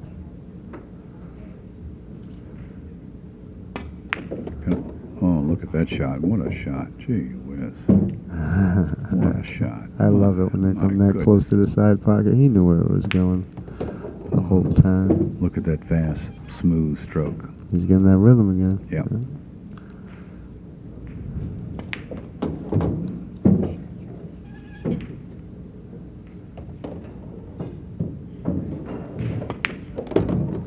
That rhythm is sometimes a little bit of a trade-off. Some guys are a little bit more meticulous, trying to get the perfect angle, spending a little energy on that, which is a smart thing to do. And sometimes John just doesn't have to go the exact perfect way. He goes the way he feels like, I'm going to make it, I'm going to make it. Not that he's going the wrong way. But that benefit for the rhythm, it's a good trade-off. Well, just now, he over-rotated the cue ball and got straight in on the 9 ball and had to, really draw the cue ball back. Well, John wins that game and narrows Shawn's lead to 7-6.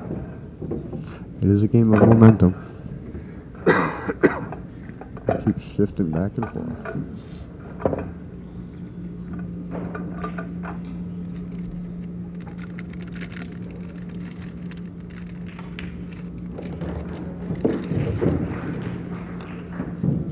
Seven to 6, Shawn Putnam. Race to 10, and it is getting nice and tight for us, folks. We can enjoy the tight matches. We're not out there. He went for the cut break with the 1 on the side or the 1 ball cross corner. He made the 1. I seen Corey do warming up. I thought he was going to use that break for this tournament. It's kind of a safe break. Play the 1 on the side or cross corner, the cue ball behind the stack. But if you're going to do that, you got to rack the 2 ball in the right spot so it ends up down table where your cue ball ends up.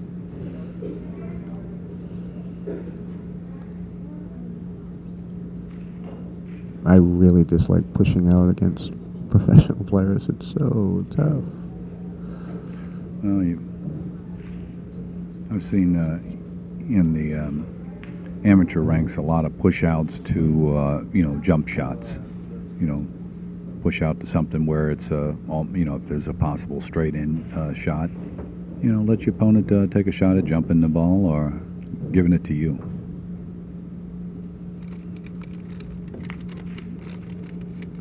when I'm instructing them, my main goal on the push out, as I tell my amateur students, or even the advanced ones, don't lose on the push. Whatever you do, just don't lose the game right there. I've seen too many times they push too quickly, and maybe they leave an easy safety or something. Just don't lose. And Shawn, he didn't lose, you know? The whole idea behind the push out was to improve your position. From where he was pretty nasty.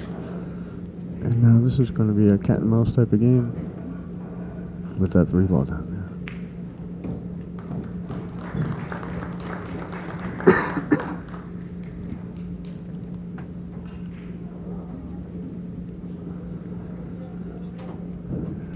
Well, it looks like we've almost got a full house here. Lots of fans observing all the matches that are going on. It looks like practically every table is got a match going on. Yeah, they do a great job. This is a very intimate arena. I love how they pack them in. What a great shot. Look at this roll. Wow. No, he played it. That's a shot. That's a shot. Yeah, that was beautiful. Yeah, I said a roll. That's a shot. Ralph is Look, leading it's about to be ruined. That beautiful shot. Oh, the El Diablo jump shot. Okay. Well, he can make this ball, but I would not make this ball. Right. I would purposely try and miss this. Oh boy, Oh, no. Joe, he didn't hear you at all right there. He wouldn't listen. John. Shawn's like, nice shot, John. Nice shot.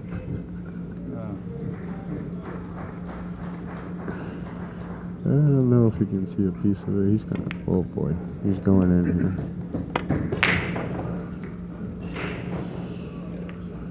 And wow.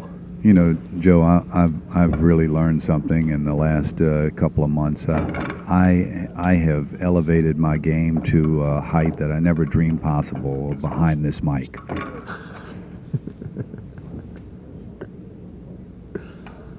It is so easy. I'll tell you, and the more I practice at this, the less pressure there is, and I can just go for hours and days. It's amazing. Yeah. I'm in dead stroke. I don't recall smiling this much in any of my previous matches. Nice shot. Tucked him in there nice and tight. Look at John. He's going right in, right real quick. Two rails. I like the rhythm, but I don't like it on here. I would have taken my time a little bit. Look at this. Splits the puck. John said, Joe, stick What'd that. Shawn do? I see it. I do it. Beautiful shot.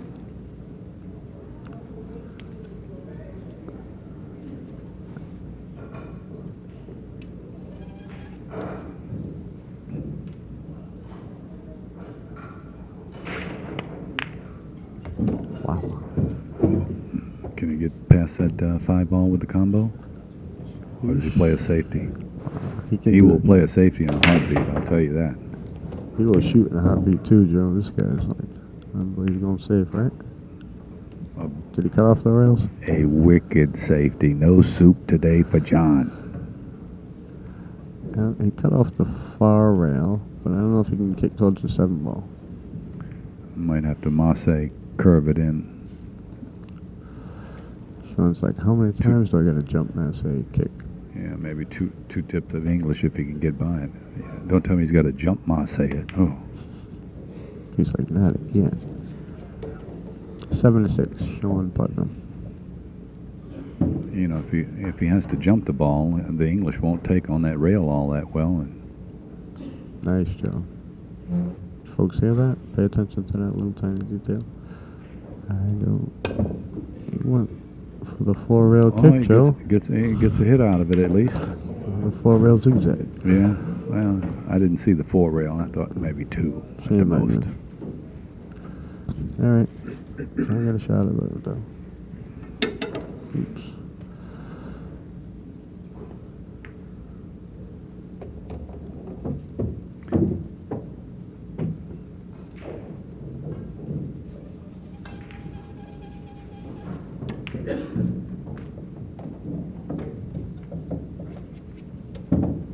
John's got a critical shot here on the 5-ball. He's got to get good shape on this 7.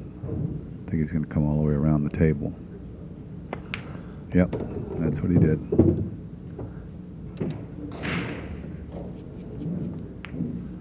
And he's got that nice straight pull break shot angle. Alright. He's following the 7 ball. Slowly, maybe? I didn't want to put the jinx on him, saying he's never missed this shot, but, so I kept my mouth shut that I gave time. it a chance there. I didn't want to say it, but I figured I'd give it the opening. He made a nice shot there. It's from the 7 to the 8, he had to come across that position zone. Nice speed shot.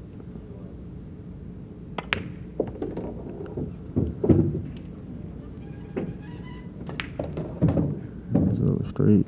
Can do a number of things here.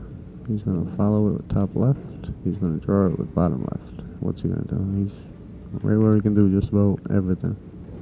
But none of them are great. Little left-hand English, 2-rail shape. Right. No. No, it's the second time he went the 1 rail instead of the 2 rail. Well, that cue ball floats so well. He's got Right. that speed down pat. He understands the speed. Beautiful.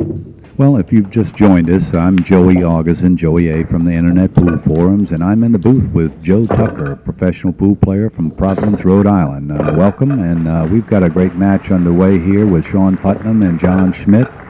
John Schmidt just got back into the game, brought it up even 7-7. On the table next to us, Torsten Homan's protege is leading in his match. His name is Dominic Jensch. He's from Germany. He's a 17-year-old, and he's playing the great Mike Davis and leading Mike 7-5. On the next table over, we've still got Ralph Souquet and Gabe Owen fighting it out. It looks like the score over there is 7-5 with Mr. Souquet leading and shooting at the table right now. Now we're back here with John getting ready to break, and he's got the 1-2-3 up front. Let's see what happens here. He's breaking close to the center of the table. He's back there. He did the loop. He went center, loft center, side rail, and back to center. He just missed the 2 ball. He crossed the rack. He crossed the 1 ball that time. And Shawn hasn't had anything easy to work with in quite some time. John was fortunate to get a couple of racks that let him build his rhythm and his confidence back.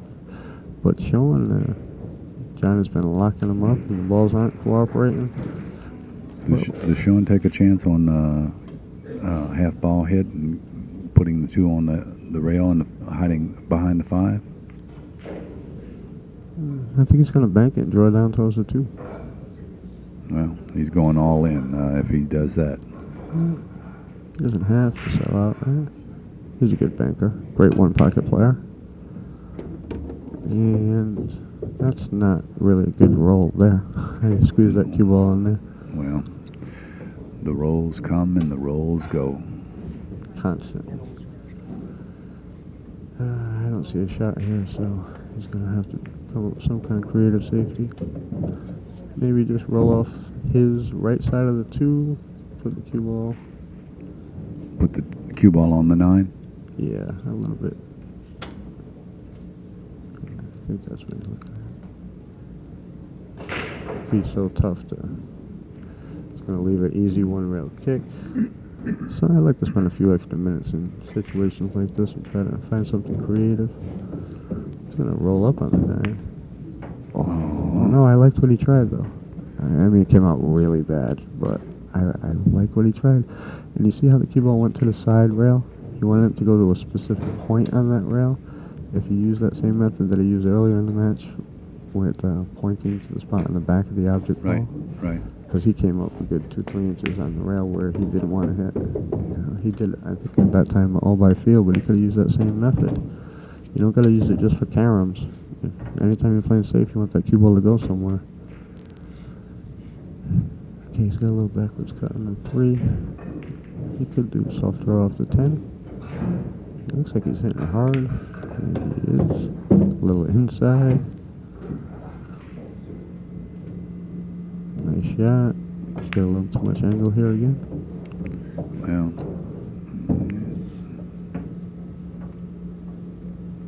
he's trying to figure out if he can leave a little bit of an angle on the 5, but not too much of one. He's got to pocket this ball first.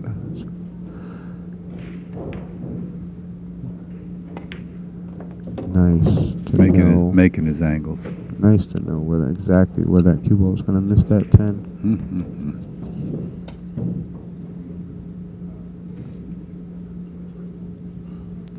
He's so good under pressure. He just keeps coming. That cue ball's running like a greyhound. John he's mastered the speed, I believe. You called it. You were right on him. You knew it was a problem, but you knew he was paying attention to it early on in the match. And he really hasn't rolled up too far in. No, I can't begin to tell you how many players have over-rotated the cue ball and got themselves snookered and missed shape on key balls and lost many, many games today.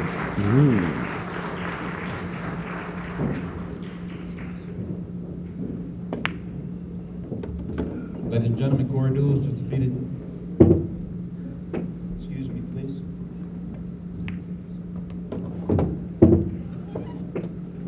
Corey Dools just defeated Mr. Brandon Shutt. Big round of applause for both those John's players. about to take the You can see lead. both of them 8 tomorrow. games to 7. He was down 7-4. First he was ahead 4-2. You do have other matches Missed the coming ball. on if you're right Then he to falls remember. behind 7-4. 6:30. And now Shawn's stuck. Shawn hasn't had much. He hasn't made many mistakes. And he's losing 8-7.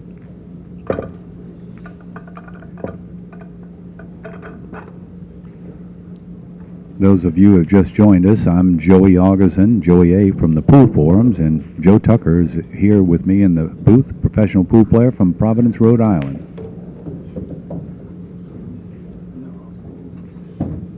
This is a race to 10.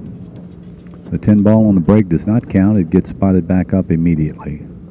We've got a really great race going on right now between Shawn's Schmidt trying and that. Putnam.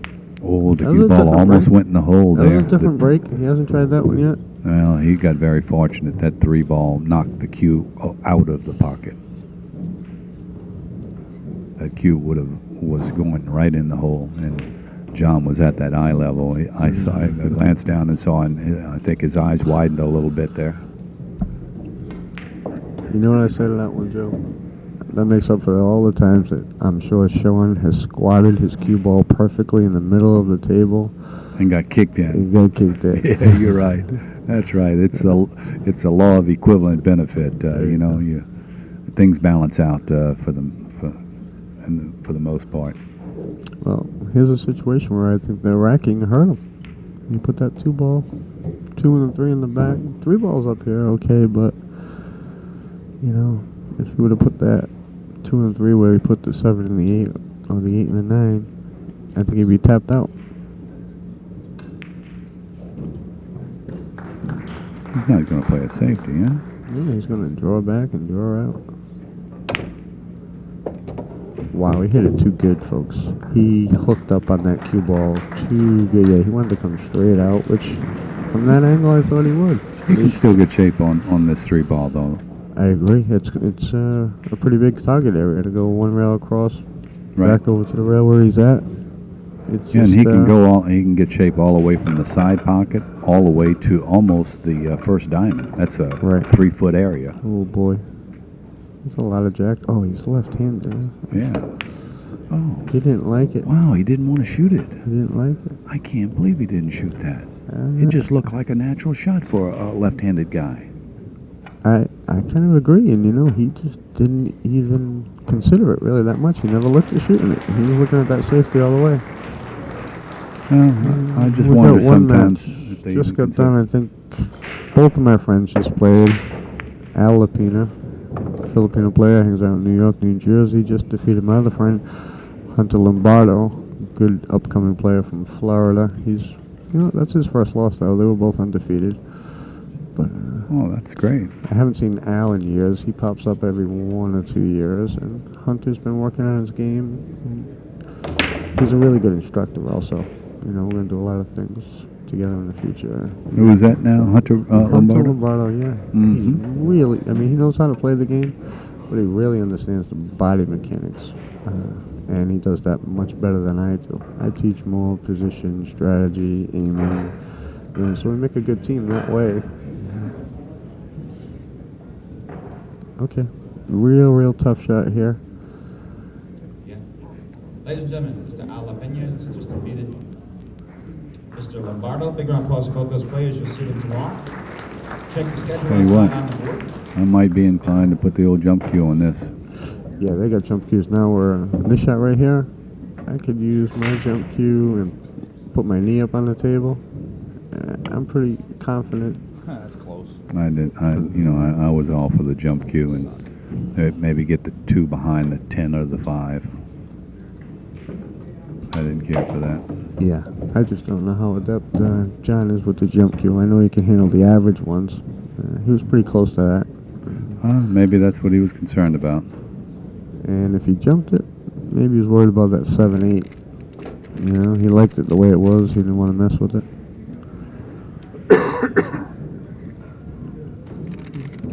Shawn's got 2 good chances to break that 7-8, but both times it's going to be a little risk involved. He doesn't have to break the 7-8. The 6, plays shape 2 rails on the 7. You're correct. I see it. And that's a better way than trying to break it with that 4 ball. It's too risky.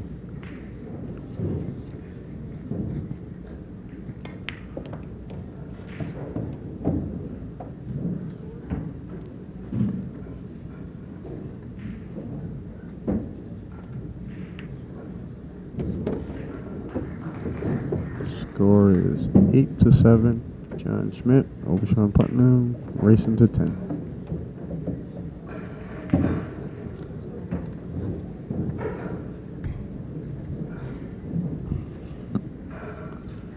Okay, coming across his position zone here. Sometimes you have to do it, and that's where you feel both of these players have adjusted nicely to that speed. That's not an easy shot.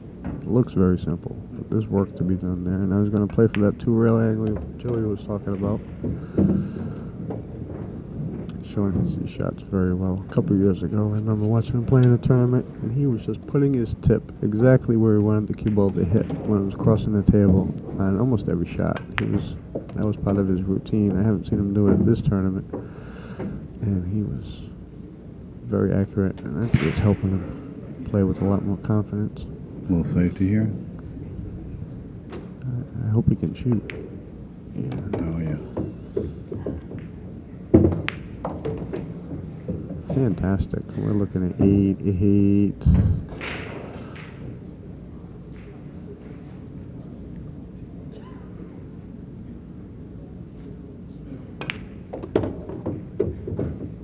This has been a hard-fought match. This is going to make a great DVD. You want to see competitive 10-ball. This is some of the best competition we've seen in the tournament.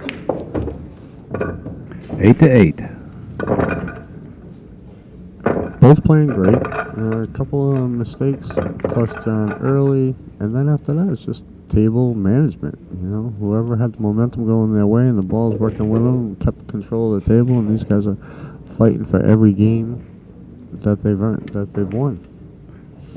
He inches down on the 10-ball with the cue almost froze to the rail, and he hangs it. Oh, my goodness. What a chance Mike Davis has got there. The score right now is 8-5 with Mike shooting a 10-ball that's hanging in the hole. Score will be, is he taking a break? Somebody's taking a break? Mike's hitting him with the break. The break after you missed that hanger. Did he give up? Did he give up the game? Did he tell him that he had the game? Oh, Mike's talking about taking a timeout. No. Yeah, you hit him with that. What, is yeah. that a little move? That was, and it might work on a 17-year-old. I had no idea that young man was 17. 17. Plays like he's been playing like he's been playing for 30 years. Right. That was a big game. Would have been 9-5. Instead, it's going to be 8-6. And over here, we're tied up at 8-8. Shawn has a runnable table. 2, 3. If he can make it down to the 4 ball, that will be the key point in the rack. A little spin. Nice shot. He's got a nice angle on this 3 ball, Joe. Yeah, I think he's just going to stick the cue ball right there, not do much with it, just make the 4 and cut the 4 and come back down the table, pick up the 5 in the side pocket. Oh, no, he puts, I see that. He had a little angle there. It's tough to see. A little risky putting that side spin on that cue ball. The way it spins, it might have rotated behind that 10 ball. I'd have been a little scared of that. I thought maybe he wasn't straight in. I thought he could just stop the cue ball and cut the 4 and run up and down the middle of the table. He's got two choices here. He can come into the position zone from the 4 to the 5 and take a straight into the corner and draw back from the 6. Or he can come up through the 6 and the 10 and play the 5 in the side. What would you do, Joe? In this situation, I like to guarantee myself the shot on the 5 ball. It looks like he's going for the side, but I'd come up for the corner like that. That's guaranteed, you know, for like 3 feet. He's guaranteed himself that shot. Mm-hmm. If you go for the side, you catch the 4 ball a little full or a little thin, it can make a big difference coming across the zone for that 5 in the side. Yeah, might even bump the 6 coming up. Right.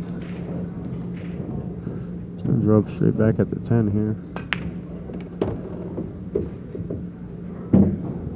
That's a little problem. Well, it looks like that match is over there. Oh, the 7 goes in the side. No problem. Oh, Which match? 4 tables down. Not sure who that match was. Okay. He's going to play for the 7 on the side here. No, but I see Vincent Fauquet down there, the player from France. He's still in the tournament. We've got a match that we did commentary for him on. It was a pleasure to see him. What a class act he was. You know, a lot of the Europe. Oh my goodness. Man, these side pockets are so small, and he's so accurate. It's hard to believe. Any number of things. It could have been a thought. Could have been the sighting. Could have been he aims a little thin, thinking it's going to throw it, like collision. Stick to it a little bit. And the pockets, side pockets on these diamonds are so small. And sensitive. Ladies and gentlemen, welcome to the 30 rounds. We do have some 6:30 matches that are still playing. Players, you can hold, but please don't leave the room or just. Mike Davis fights his way back into the match over here with Yench leading 8-6. John stretching out here. Also, just a real perfect. quick reminder, if you're coming in the room, there's no cell phones, no pagers, no photography. You have a camera on there, right? Does it have a light at all or anything like that? You have a camera around your neck? Is that a camera? Right here, sir. Is that you? Yeah. Phone off? Shut off? Yeah.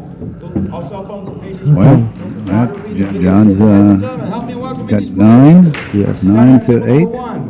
That's 2 extremely We have big 7 balls in 1991 this US match Open right runner-up, here. the 06 Yeah, one Lightning by John and one by Shawn.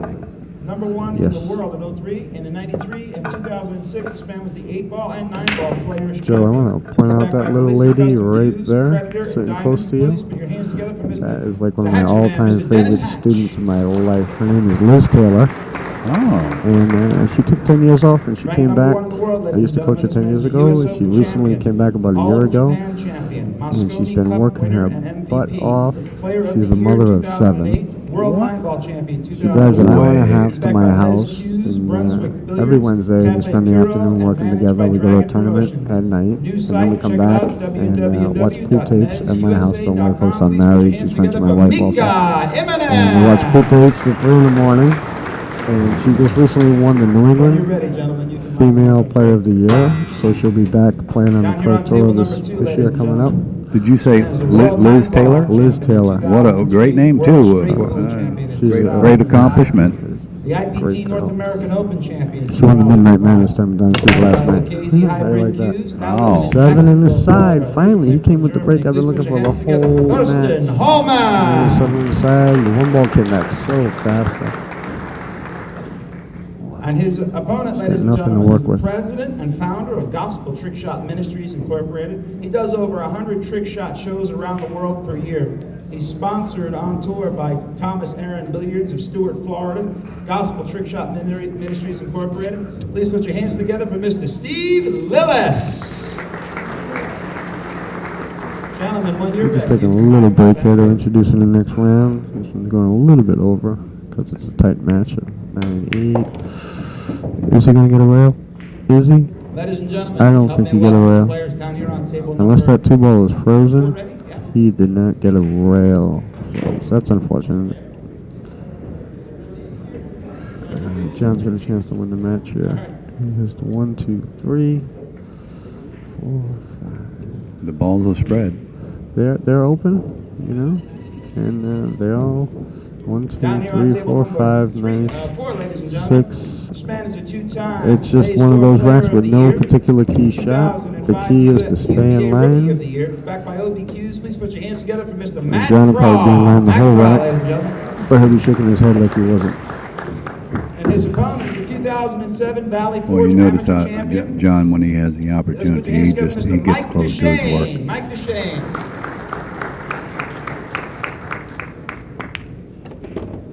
John doesn't believe in leaving himself long, difficult shots. He likes to get close. I'm going to try and read this. It was just handed to me. Forgive me. I don't know what I think he's what's on this perfect paper. here. He's But going to ladies and make gentlemen, this, have a little tiny this angle on the man 5 to slide has over. been playing pool for over 34 years and is sponsored by McDermott Hughes. He's No, I also don't like ranked as one of the top don't like Elvis it now. tribute artists in He's the straight. world out of thousands. He's going to play it. Ladies and gentlemen, you might know him as AKA Billy Banks. Please put your hands together for Mr. William Michael O'Connor right here. He's been a little bit off stopping that last shot, but he doesn't seem too worried about something. Well, that ball, the cue ball His just opponent, rolls ladies and and rolls. gentlemen, ranked 7th in the I world think right that- now. that goes back to the World Cup 4-ball. champion. He He's could backed have by left Keith him Andy with a stop Hughes. shot. He had the Keith perfect Tips, angle. Please put your hands Yep. together for the Rocket, Rodney Morris. Okay. They need to listen to us, Joe, more often. You Once in know, a while, Joe. I know they come in some great shots that we didn't see too. you're right. All right. 6:30. Gentlemen, Oh, this is a tough shot. He's going to let the cue ball 3 rails. Is he going to play it in the corner and come around 3 rails? Yeah, I think he's got to. Let's see if he's surprised. You know, he might be a little safer if he just go. I'll tell you what, he could go inside English and come back on this side of the table where he's standing with the cue. And You made the call. He's got that. is he? Yeah, he's going soft, high inside. Hope the 6-ball holds that line. It does. It's holding it fine. Well, not much inside. Maybe going straight top. A little touch inside. Touch inside. Yeah. Good call. And he's going straight down now. Yeah, he's going to put a little right-hand spin on this draw, don't you think? A little help it down the rail, or he's going to draw it straight back? No, he's going to the rail. Got to go into the rail.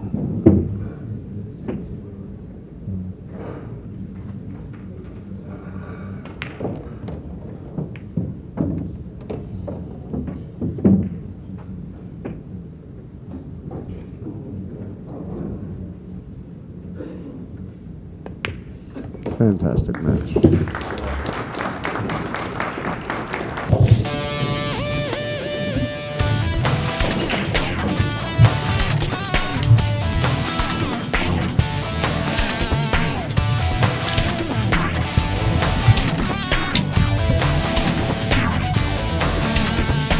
Come play with us. And we'll see all you TAP members in Valley Forge at the Super Billiards Expo. So join TAP today.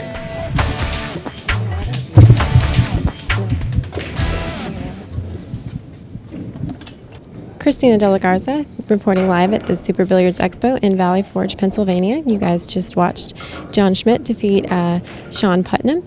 This was a winner's side bracket match. All right, so that puts you into what in the top? I think 9th through 12th. It's All a big right. match.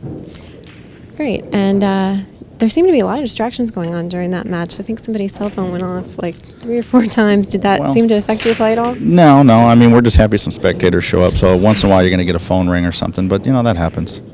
All right. Well, you were down in the match 10-4, and you know some people think it's harder in these.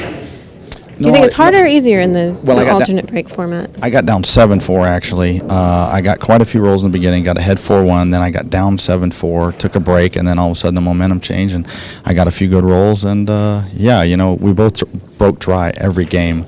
So, you know, it doesn't really show up with the alternate break that way. Yeah, you guys seem to be battling out, and you've won a lot of those safety battles there towards the end, so that really worked out for you. Now you're sponsored by OBQs, right? Right. And I hear they have some new products coming out. Do they have them out yet? You want to talk about them? Well, a little sure. bit? They've got the Lana Qs and then the OB2 shaft, which I'm using now, and I've had a lot of success with that. So come by the OB booth and check it out. All right, great. Well, we don't have a lot of time. We're going to need to get the next match started. You guys stay tuned. We're going to have Johnny Archer and Carrie Dunn on this table. Thanks for joining us. Thank you. Thanks. Introducing Lucosity Hybrid, a whole new level of performance and technology. A cue with a revolutionary X-Shocks dampening system, eliminating vibration. G5 grip technology for enhanced traction and stability results in maximum cue control. Total sweet spot construction means unmatched power. And the Zero Flex Point ferrule provides dead-on accuracy, giving you the confidence you need in every shot. Lucosity Hybrid, the only cue that matters.